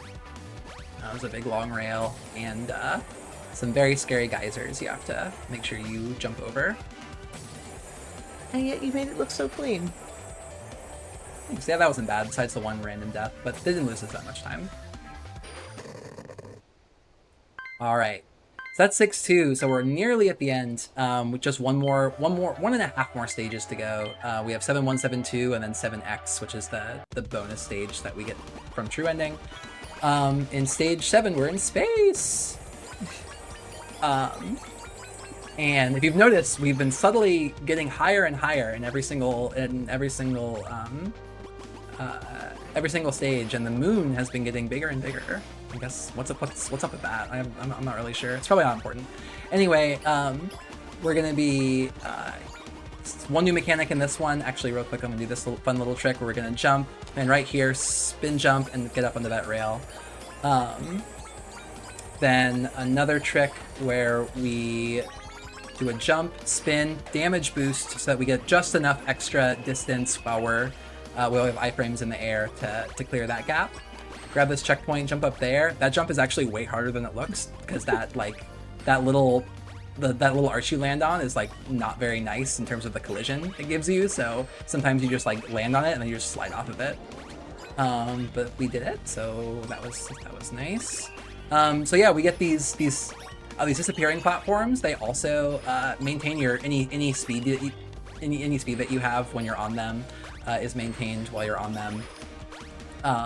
Same thing with these purple platforms. They don't give you speed, but they keep any speed that you have. So we're just running really fast throughout a lot of stage 7 because it's mostly like, you know, speed pads, rails, and those purple surfaces. And it's like the necessity, the need for rails. It's like everything looks like so much more is like spread out in this level compared to other levels where like triple jump, no big deal. Any of these like other ones? Yeah, there's some really long, lots of really long jumps because they expect you to have speed to be able to clear them. Use it there, then we'll get it right back by hopping here. These little mini speed pads are really annoying because those little walls on the side of them are actually have collision, so you have to like make sure that you have to like run onto them a certain way, or otherwise you'll hit the walls, and it's kind of sad. Anyway, yeah, 7-1 is almost done. We just zoomed through it. We're gonna do one more fun little thing where, because I'm gonna lose speed if I touch the gray platforms, I'm gonna jump as soon as I get to the end of the disappearing ones, so that by like hanging in the air as much as possible, again, I'm maintaining that speed. And then 238 on 7-1 is pretty good. Very nice. Yeah. And yeah, I agree with chat. Songs on these levels, absolute bangers. Yeah, the music in this game is so good. Shout out to Nasibas, who's the composer. All right, 7-2, the last normal question mark stage in the game. It is kind of a fun little recap of everything we've done so far. So what we're gonna see is 7-2 is a big, in reverse, we're gonna go through all the mechanics that and themes that we've seen throughout the game. So we did our little stage 7 section. Now here's our stage 6 section with our geysers and our rails and our scary geyser jump. And then this is pretty neat if I can hit it. So basically what I'm going to do here is jump at the very last second while I'm still in the air. Hit the... Oh, no, I missed them. Gosh darn it. And I died, of course. Okay, well, I think the good news is we're going to get to try it again. Because I'm going to go all the way. Because there's very few checkpoints in this. And I will probably go ahead and get one of the ones that I can get just in case I die again, so I don't have to do this all over again. So we will, instead of spinning, we will just go the way that it wants us to go so we can get that checkpoint. Get hit by the enemy because why not? And now we will try this again. So yeah, ideally I can jump, hit the mushroom, land on the rail, and jump off the rail without ever touching the ground. So let's see. Jump, mushroom, jump off the rail. There we go. Ooh. And then, so yeah, because like normally if you land on the rail and just take the rail around, you have to, that kind of leads you to that purple like launcher. You have to, it takes you on like several loops around the platform, so it just takes a lot longer.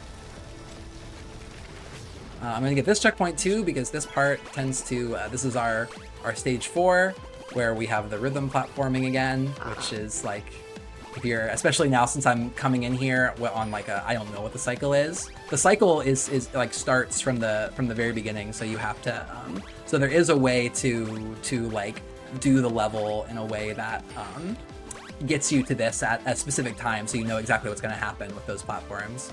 But obviously, since I died and like took some extra checkpoints, I have no clue what they're going to look like. So I just played it safe there. Stage 3, our water slide rails, our speed stuff, bouncy balloons,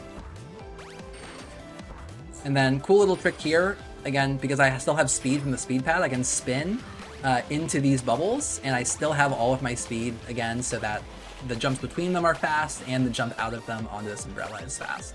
Oh, wow. And then I can hop over here. Nearly done. One more trick. We're gonna spin and land on this platform. Nice. And now we're approaching the end. And we're gonna do some scary platforming. Hop over here. Oh! Oh! That sucks. Just kidding. That was intentional. That death was intentional. All the other deaths during this run, not intentional. That one was intentional. That was that's called elevator skip. If you touch the elevator and then die, you get to skip a 20-second cutscene of riding the elevator, which is very boring and very slow. Okay, so we're at the last stage. This is 7X. This is what we unlocked by getting all of our letters, and doing the. Okay, just my controller just ate my spin jump input there, so I just did a regular jump into the void. I love how jarring this level is when you have all these like bright, amazing colors, and then you come here and it's just white and gray. It's just white and gray. Wild. Yeah. The lore of this is there's like basically Hana is kind of like trapped in like a simulation, and by getting the true ending, she's able to actually like kind of like hack into the simulation and start to and try and break it and end it for good. So that's what we're doing right now.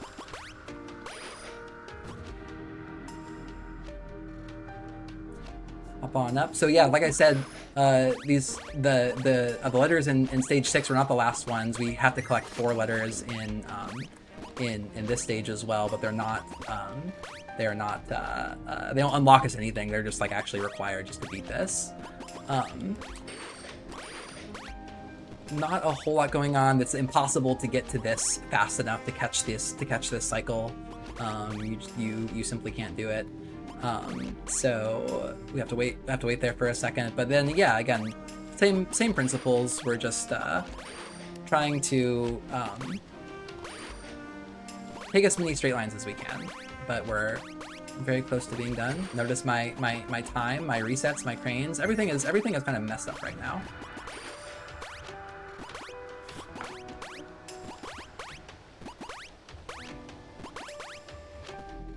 Hop over here. The near automata moment with this level. Real though. Yeah, it's so true. Definitely reminds me of that.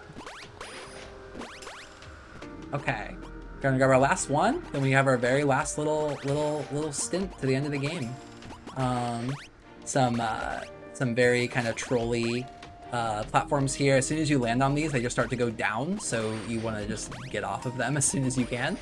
Head over here, and time is going to be when the screen fades to black after we hit the moon for the last time. And that is time. Jeez. Yay! You know, could it have been cleaner? Sure. Was it still a lot of fun? Sure. It was a lot of fun. And did it still look amazing? Yes. A lot of the levels were really good. It was just like struggling with Crystal Jump was a little frustrating, but we got it. So, you know, what am I complaining about? I totally get that. Yeah. Geez, that was so cool. Yeah, thank you. Thanks everyone for watching. I love this game, and like I said, like like we mentioned earlier, I'll be running it at Flame Fatales in a couple months. So definitely tune in, check that out, and help us raise money for a great cause in Malala Fund. Yeah, and in the meantime, let everyone know like who you are, where they can find you currently, and what other speed projects are you currently working on in addition to like prepping for Fatales with Lunistice. Yeah, I'm PeekandC. You can find me at twitch.tv/PeekandCSR. I stream I go through stints where I stream a lot, and then I go through stints where I don't stream a lot. So you know, make it that what you will. But I love a follow. Like I said, I'm also I play rhythm games in addition to speedruns. So I'm working on a little Clone Hero showcase that's also going to be at Flame Fatales. That'll be a lot of fun. Currently kind of on the hunt for a new speed game. I'm going to be probably grinding some Lunistice just because I'm going to be running it a couple more times this year to try to improve my time, but also kind of on the hunt for a new speed game too. So I'll be trying out some new games on stream as well. So Shout out to the Lunistice community, by the way. There's going to be a new update coming out for this game in the relatively near future, and it's going to add some time trial modes and some other cool stuff. And it's going to be a good time to get back into speedrunning this game. There's still there's a Discord. You can go find it by going to speedrun.com/Lunistice and clicking on the link there to join the Discord. So definitely, if you're interested, it's a great game. There's some tutorial videos out there too if you're trying to learn the 80% route, especially. And yeah, shout out to the community and to the Fatales. And yeah, thanks for having me again. And thanks for coming on and showing an absolute banger of a game. Keep the GGs coming one more time for PKC and Lunistice. But we are not done. We're going to take one more quick break. And when we come back, we are heading to Mega Man 10. So stay tuned.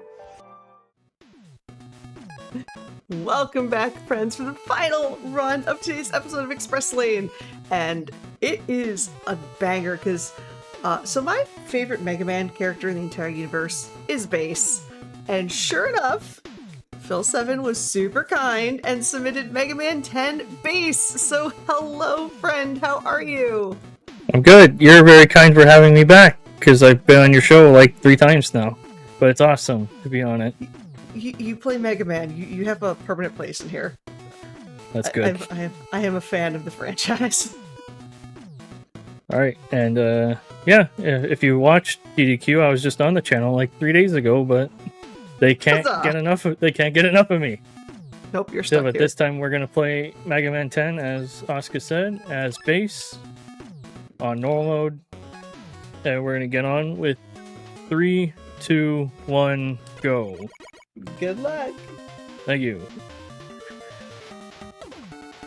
So if you're used to the normal Mega Man 10 run, you would know they start with Pump Man normally with Mega Man, but because Bass, as you see right away, has a dash, we're going to start with Commando Man.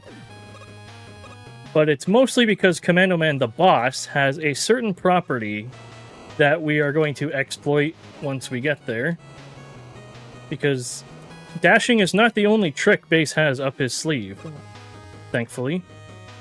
So the second trick is a built-in auto-fire, which actually does 1 less damage. So like that Met usually takes 1 shot, it took 2 with Bass's Buster. But for bosses, everything is 1 shot anyway, so that doesn't really matter. And his third trick is he starts with the treble boost. I guess we're still sort of continuing the animal theme with Treble the dog. And it's basically a jet that we start with, but we're actually not going to use it on this screen because we can just dash through it and ignore this sand vortex that's going to push us either forward or back. That one was pushing us forward.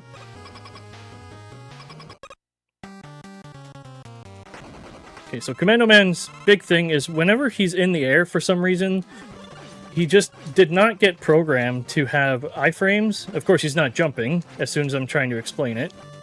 Of course. Oop, I keep dashing accidentally. Hopefully I'll have to stay a bit away from. That was very bad luck. He doesn't usually just stand and shoot there a million times, but... I love how you said, I'm just going to stand a little bit back away from him, and you're still within pixels of him. Yeah, I love that. it was mostly for his commando bomb since he kept shooting it at me. But we got through it.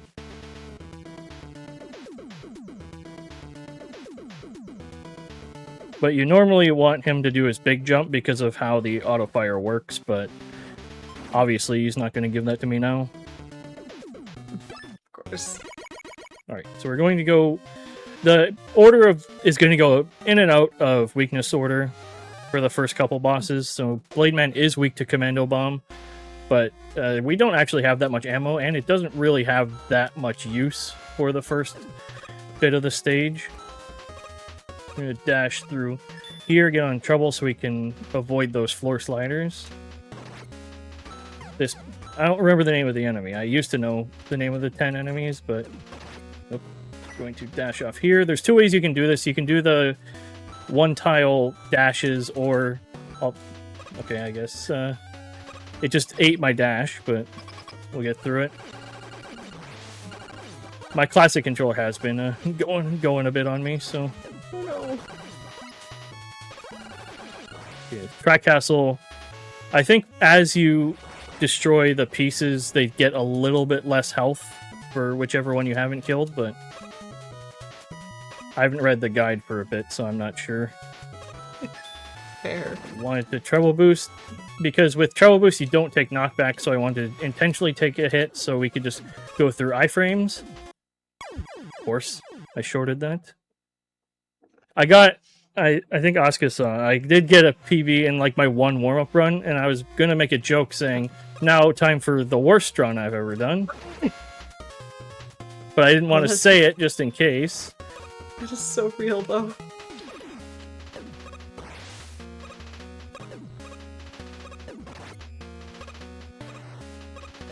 Okay, there we got the one tiles. Nice. I'll grab this just in case. I would have had enough if I just took it normally, but since I took that death, I wasn't sure. And since I took a couple hits, I don't think I would have died on the fight, but I already died once, so we'll just keep it safe. Makes sense. So Blade Man's going to go against the wall here. I'm going to shoot it a certain way, hope I can get 2 hits, and then at a certain point, if I hit him, I think it's before he shoots me, then he'll go back to the right wall. But if I'm a bit slow on the hit, then he'll go to the left wall. And then if you hit him a certain way, because of how the explosion ripples off the wall, you can get 2 hits. So I got 2 double hits there, and then just needed to clean him up a bit. Also, there's somebody in chat that you'll appreciate this. They said, an Angels fan? I didn't think there were any of us left. Nope, we're few and far between.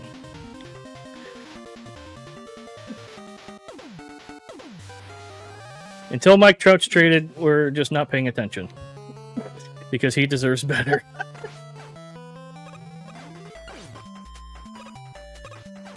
Alright, so now we are on to Chillman, breaking the weakness order a bit again.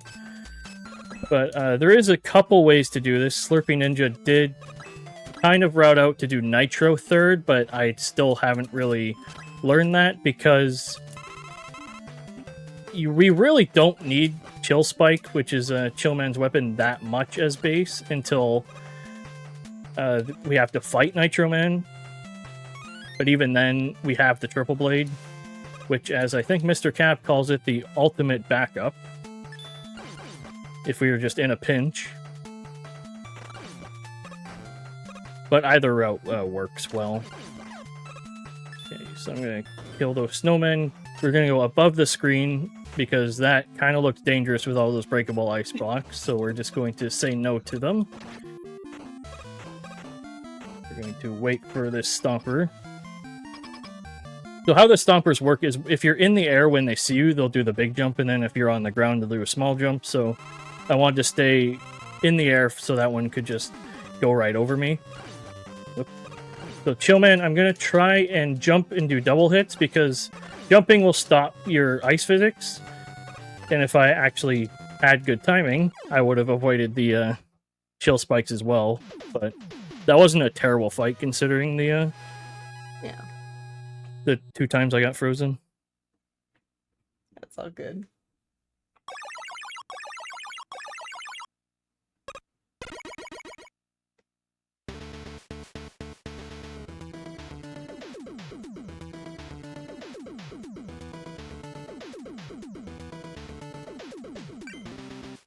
Alright, so since we have Chill Spike now, we will use it against the boss. And now we can finish out in the weakness order.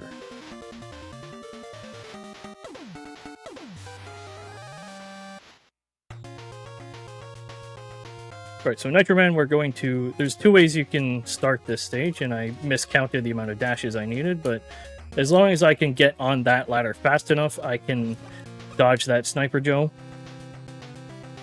Then these truck sections, if you are fast enough, which I still had to go back for it, but if you, since we have the Triple Blade, which we don't usually have with Mega Man, you can hit those blue squares, or buttons, I guess, but I'll just call them squares because I didn't know in the time. They will turn off the trucks, so you don't actually have to deal with them. So this one I'm going to kind of walk through until I'm sort of under the Met, and then we can just dash right through without actually having to worry about the trucks. Oh, nice. And if we didn't, we would have to either destroy them or take a damage boost. Right, so we'll just shoot there. I'm going to try and get trouble fast enough so I can... Your hitbox actually doesn't extend that far, so that big guy doesn't actually hit you. After that third one, I can just dash right over. Now we can hope for good luck with Nitro Man. So he can do about 4 different things, but we want him to jump backwards, and then he'll keep going back and forth, which he didn't do it, but luckily he does have a property where if you just freeze him, he'll move on to the next attack pattern. So if you're getting bad luck, you can just go back and forth with him. That's nice. I kind of had the kill set up, but then I missed it. Oh well.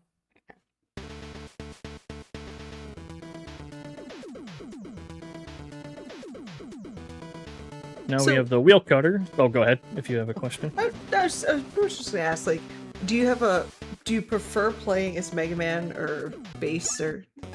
I Like, prefer or- bass. Nice.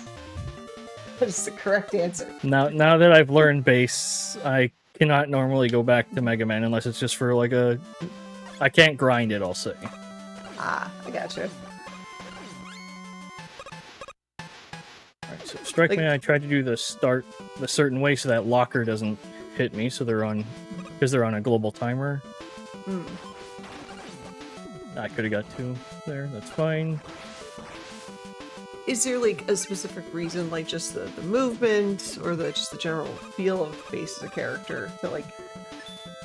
that you I just prefer like- Mega Man? I think it's both. Like, the movement's really fun with the dashing, and then the movement just goes along with it. Makes sense. Because it has the same properties as 10, and then you add in dashing along with it.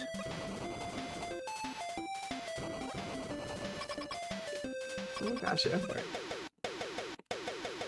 So this keeper, I'm going to play it a bit safer, because this, I think it's one of 5 stages in the franchise that doesn't actually have any instant death. So if I somehow picked it in the wrong order, then I would either have to complete it Buster only, or just game over really slowly. But as base, this stage is actually pretty easy to lose all your health if you're not careful. So some of the screens I wanted to play a bit safer because my health doesn't seem very good, but Strike Man isn't a very tough boss. We'll see if I was about to see if I jinxed myself, which I wouldn't have died, but I would have if I missed a quick kill or something. I was gonna say I blinked and I missed the fight. Yeah, there's it goes the same way, but he can do a small jump or a big jump, and if he does the small jump, you just want to quick swap a third time. And then the ending is still the exact same, where you just mash into him after that.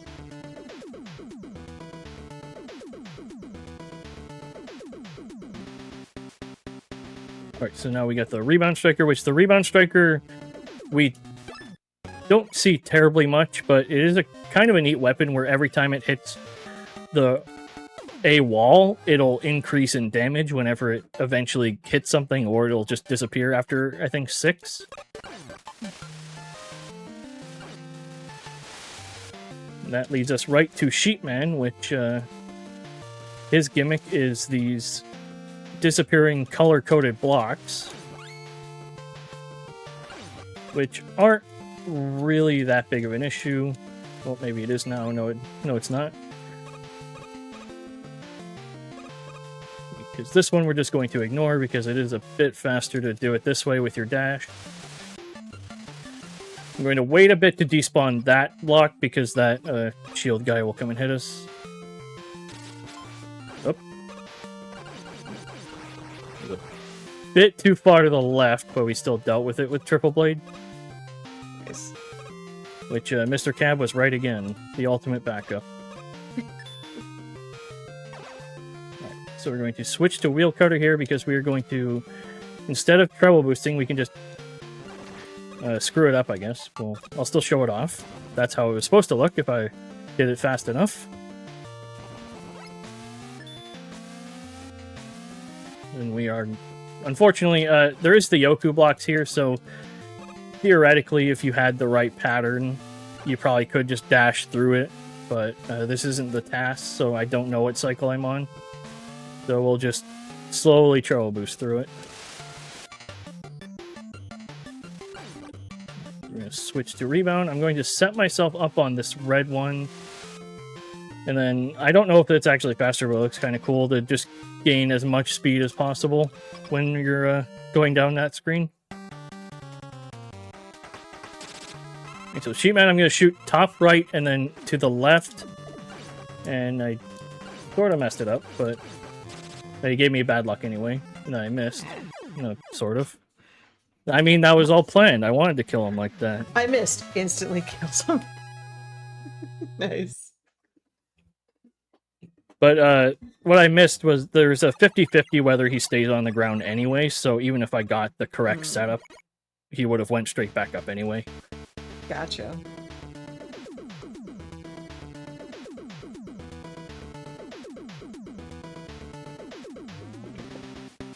Now we have the Thunderwool, which we will see, I guess, twice, but it's both on the same fight, basically. And then hopefully we just don't see it again, because it's not a very good weapon, unfortunately. Alright, so Pumpman's going to go pretty fast because of, as I said, if you're used to Mega Man 10 Mega Man speedruns, that's a mouthful apparently. Since you don't have the dash or any weapons, you go through this stage pretty slowly, but since we have weapons to work with and a dash, this stage will actually go pretty fast. Makes sense. So normally there's these, well, it's still there, the currents that are pushing us forward or backward, but since we have our dash, we can just ignore them pretty much. This one's pushing us backward a bit, but if I can get back into my dashing rhythm, that'd be great. I'm going to take this E-Tank just in case, since this is the only chance we're going to get at an E-Tank. Okay, good thing I still dodged that Susie, because I climbed the entire ladder instead of jumping into it. That's the end of Pumpman already, except the boss. So I'm going to set up two specifically, because you can only have two on screen. Alright, that's how you want it. You want to do two jumps like that. I wish you would just do that every time. When you're on easy mode, if you'd ever like to play that, he'll do a one jump every single time.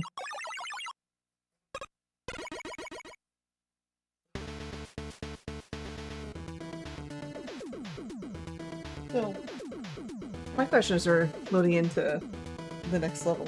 Like, you're playing Mega Man 10 now, and then at SGDQ last week you played Mighty Gunvolt first. What's the next game for you? Next? Or do you have any goals on, like, what you're doing now? I'm not sure, actually. Oh, fair. More Mega Man 10? There's nothing wrong with more Mega Man 10 at all. I think I said this last time I did a hotfix run. I'd like to do more Pokemon, but we'll see how that goes this time. Because Pokemon takes forever, as fun as it is to speedrun. I completely agree there. Alright, so this is Suzak and Phoenix. I believe they're kind of global timer based, but I just call it bad luck sometimes. That was good luck, but if it gives me bad luck, then I say that because I don't know how to actually deal with the global timers of the stages. Okay, so my health is a little low because I did take a couple hits on that first screen. So I'm just playing this a bit safer, and of course I'll just grab the health then. So thanks Inti Creates for putting that health there. So I'm gonna go to the left side, because if I stayed on the right side, the flames would have hit me. I'm gonna kill this guy. I'm going to back boost off of this so I don't have to deal with that flower. And we are through. There was an easy mode, and there's easy and hard mode for Mega Man 10. Which, easy mode is very, very easy. It gets rid of, like, everything. Or that could kill you, at least. I'd find the one thing per level. It's still like, nope, gotta restart. Alright, so that's the 8 Rollout Masters, now that we've taken down Solar Man. If we did the other route, we would still have to go to Chill Man, because the big upside is the Chill fight is a lot faster with Solar Blaze. And as I said, you use a wheel cutter a lot more than Chill Spike, so it does make sense. I just haven't learned it yet.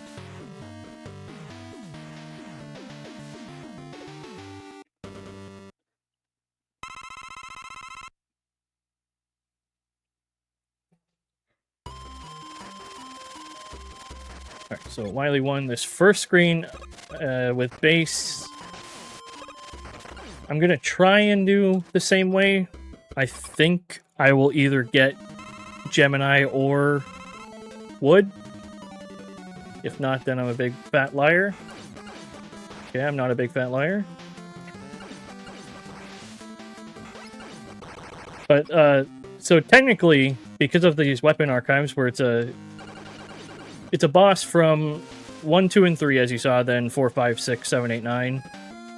Yeah. You technically can manipulate it if you play the stage the exact same way every single time, but I assume that would be a ton slower than just going through it and dealing with whatever the game gives you.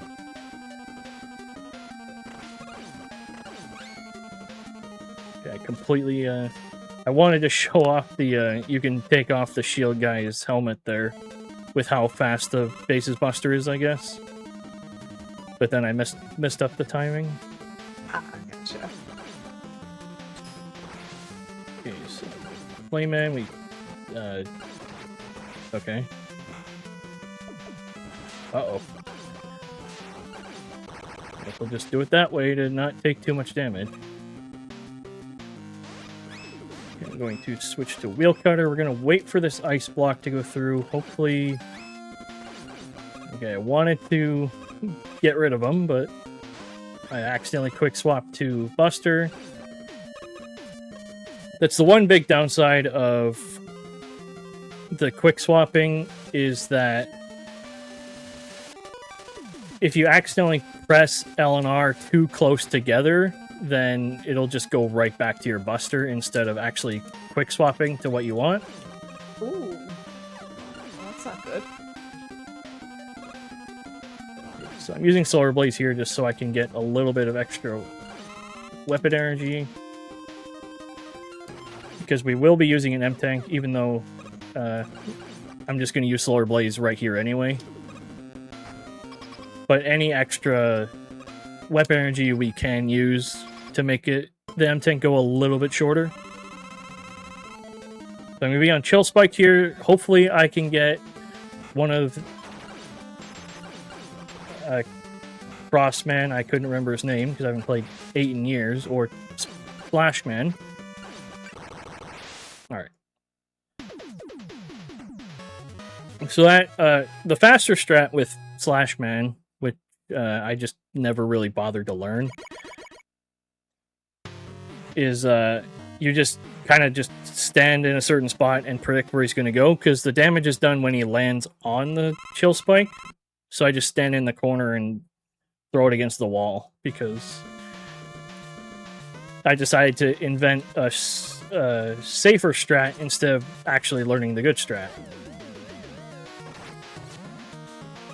Okay, so Wily 2. Once again, it's a global timer that we're going to have to deal with Suzak and Phoenix again. And unfortunately, if you know Mega Man 10, we're going to have to deal with the Crushers as well. So we'll see Suzak and Phoenix if he gives us a good pattern. He did not, so I don't know where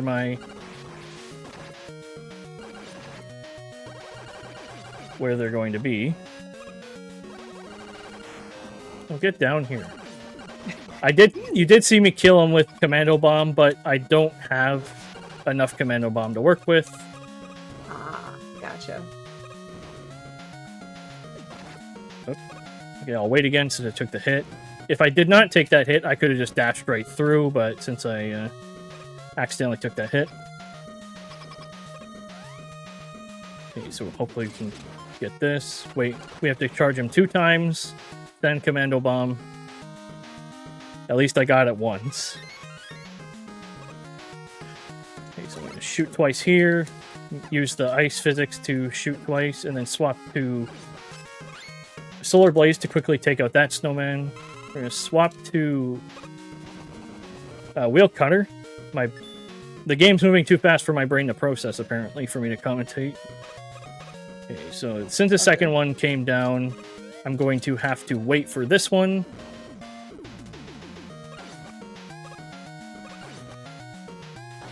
Alright. So that's... I did have to wait a bit on the first cycle, but that second one, I just have to wait for... I have to wait anyway. So if I know that second one comes down, then I'm not going to get crushed by the spikes. Now we're going to fight Crab Puncher, which hopefully gives us some good luck, which he did not. Of course. He likes to hide his eyes a lot, which is the only way we could hit him. Whoops, I meant to... Oh, I'm choking again. You got this. Okay. I thought I could make that first jump, but I didn't. But now that we've beaten Wily 2, we can just use our M-Tank, and now we don't really have to deal with much for weapon energy again until Wily 4.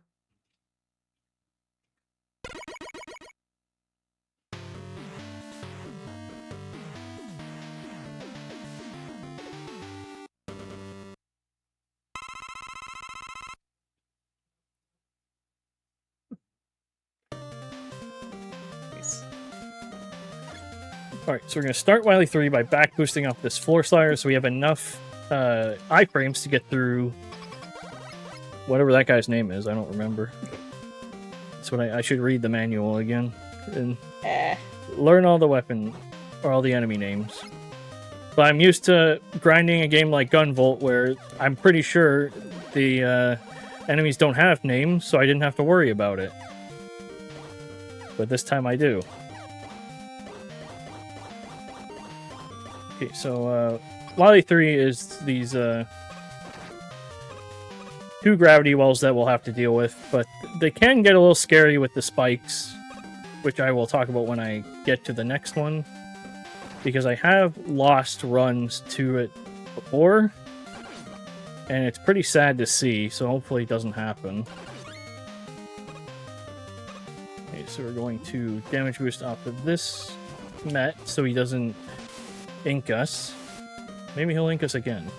Nope. That doesn't usually happen where I just completely whiff on the platform. Usually I miss the ladder. Right, so the second one. So one big thing to watch out for is since these buttons that push the thing left and right pop up and down when you step on them, the spikes can hide behind them if you're a couple frames too early, if you're just messing around on them. So I have had it happen where I've just jumped on it and then suddenly there's a spike showing out of it. Oh, okay, I guess I'm not getting on trouble. So I'm going to start with a Buster Shot, so this Met stays closed, so we don't have to damage boost off of him. And those small platforms are a lot scarier than it looks. I think those are harder to deal with for me personally than the one tile jumps in Blade, even if I died on it earlier. Right, so Indie Creates likes their Wily 3s to have devil fights, and now we have the Block Devil, which we have to watch him form first. Then we are going to stand here, we're going to shoot one against the wall, and then just keep shooting him. Oh. Oh, wow. Yeah, I thought I kept screwing up the timing of it, but I'm pretty sure I need to throw one against the wall there every time, which is why that second one never hit. And then it's a 50-50 whether it goes up or down. So, and if it went up, I would just have to shoot another one.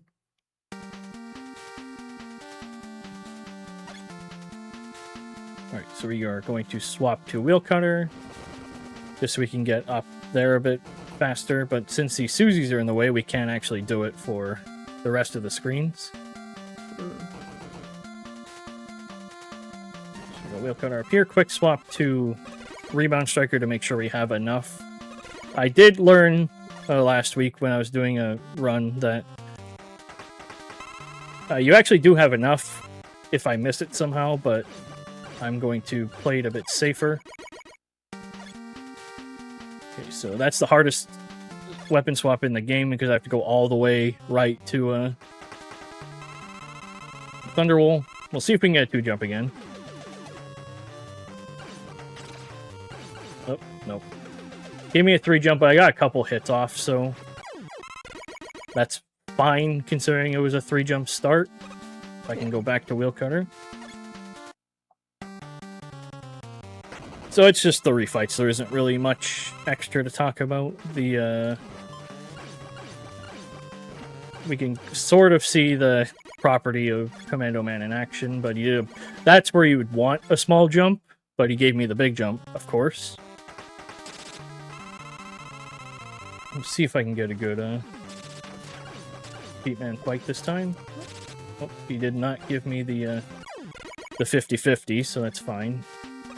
Still went by super fast, though. Yeah. Alright, so I like to point out every single time, because since the refights, as I said, there's not really much to talk about. I think this is the only Mega Man game where it's like this. The refights are actually in the same positions as they are in the stage select screen. So if you ever forget where they're from, or which pod goes where.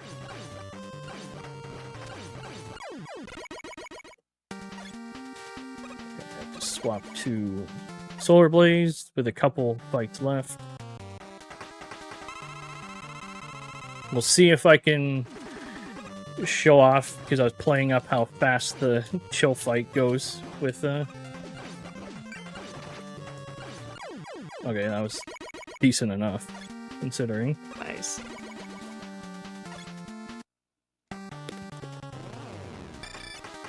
Alright, so Nitro Man, we'll see if he can jump back to start. Ooh. That's a good sign. Alright. Then we're going to dash first. I don't know if I selected a... Okay, maybe I did select it. I never looked at the menu screen there. I didn't know it like went blue again when you selected a tank, so... It confused me if I accidentally messed up my controller. Okay, so the first phase... Pirate Wily, I almost said Sigma for some reason, even though that's Mega Man X. We're going to quick swap back and forth between the Solar Blaze. In the second phase, since we can shoot diagonally, we can just stand here and do as much damage as we can. Oh, he captured us. Okay, that's fine. It ate my dash when I was trying to get over there, so he captured me. Oh, jeez.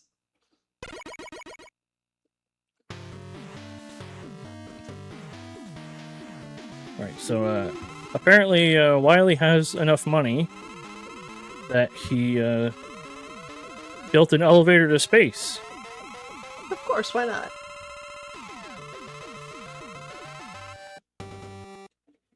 Just because he feels like it. Alright, so Wily 5, there is... I'm not doing it, even though it's just eating my dash 15 times in a row for some reason. There is a manipulation you can do for the boss and get him to spawn exactly where you want him to. Base has not found one yet. And I'm not going to be the one to do it, unfortunately. Proto did have one. I think Fast at CC did discover one when he was running it. And then Mega Man, I don't know who discovered the Mega Man one, but that one was found years ago. But we'll see if we can just get lucky anyway, with his weakness being Chill Spike. Nope. Okay. Okay. We got an alright pattern if I can get my shot timing correct. And then time will be on the final hit if I'm... And time. Sorry. I completely just... I didn't know how much health he was at until he was dead. No worries, but GG. Still being a 34 with a death, that's not terrible. That's terrifyingly impressive. I love that. I did get it was a 32-38 earlier, which is a PV, but then I didn't record it because I'm like, oh, I'll just warm up doing no reset, just so I'm not doing the whole run cold, and then I should have just saved that energy for this, but oh well. It was still an absolute treat to watch, like, without question. Thank you. That Sure. was fun to play as base. Oh yeah, yeah. For me, yeah, that dash mechanic alone, like, all right, so we're sticking with you now. This is fine. Yeah, for everybody, like, let everyone know who you are, what you're currently playing, what you're thinking about playing, any shout-outs, any of the, like, favorite robot master. Go for it. Well, I'm Phil7, as it says on screen. You can follow me at Phil7_RTA because Phil7_ was already taken. I guess, I mean, I'll play 10, obviously. As I said, maybe some Pokemon mixed in, because I'd like to learn Pokemon at some point. I just never really have the time to. Or just continue playing the Pokemon runs I already know. I don't really have a favorite robot master off the top of my head, unfortunately. And No shoutouts to the worries. classic Mega Man community. They're really awesome. I got to hang out with some of them at SGDQ. Well, GG's again for the absolutely amazing run, base run, Thank mind you, of Mega Man 10. Whoop, sorry. But it's all good. But yeah, keep GG's going over time for Phil7 for that awesome run. But for us at Express Lane, that's it for the night. I hope you all had an absolute blast with that 4-pack of banger runs. We'll be back in 2 weeks to do some more super fast speedruns. But stay tuned because we are doing a whole thing this week where we are replaying the awesome runs from Summer Games Done Quick 2026 right after our Hotfix episodes. And if you tune in tomorrow starting at 7 p.m. Eastern, you can see the latest episodes of Crosshair and Speedruns in the Crypt. So until next time, I'm Oscar424 and I'll see you in the Express Lane. Bye!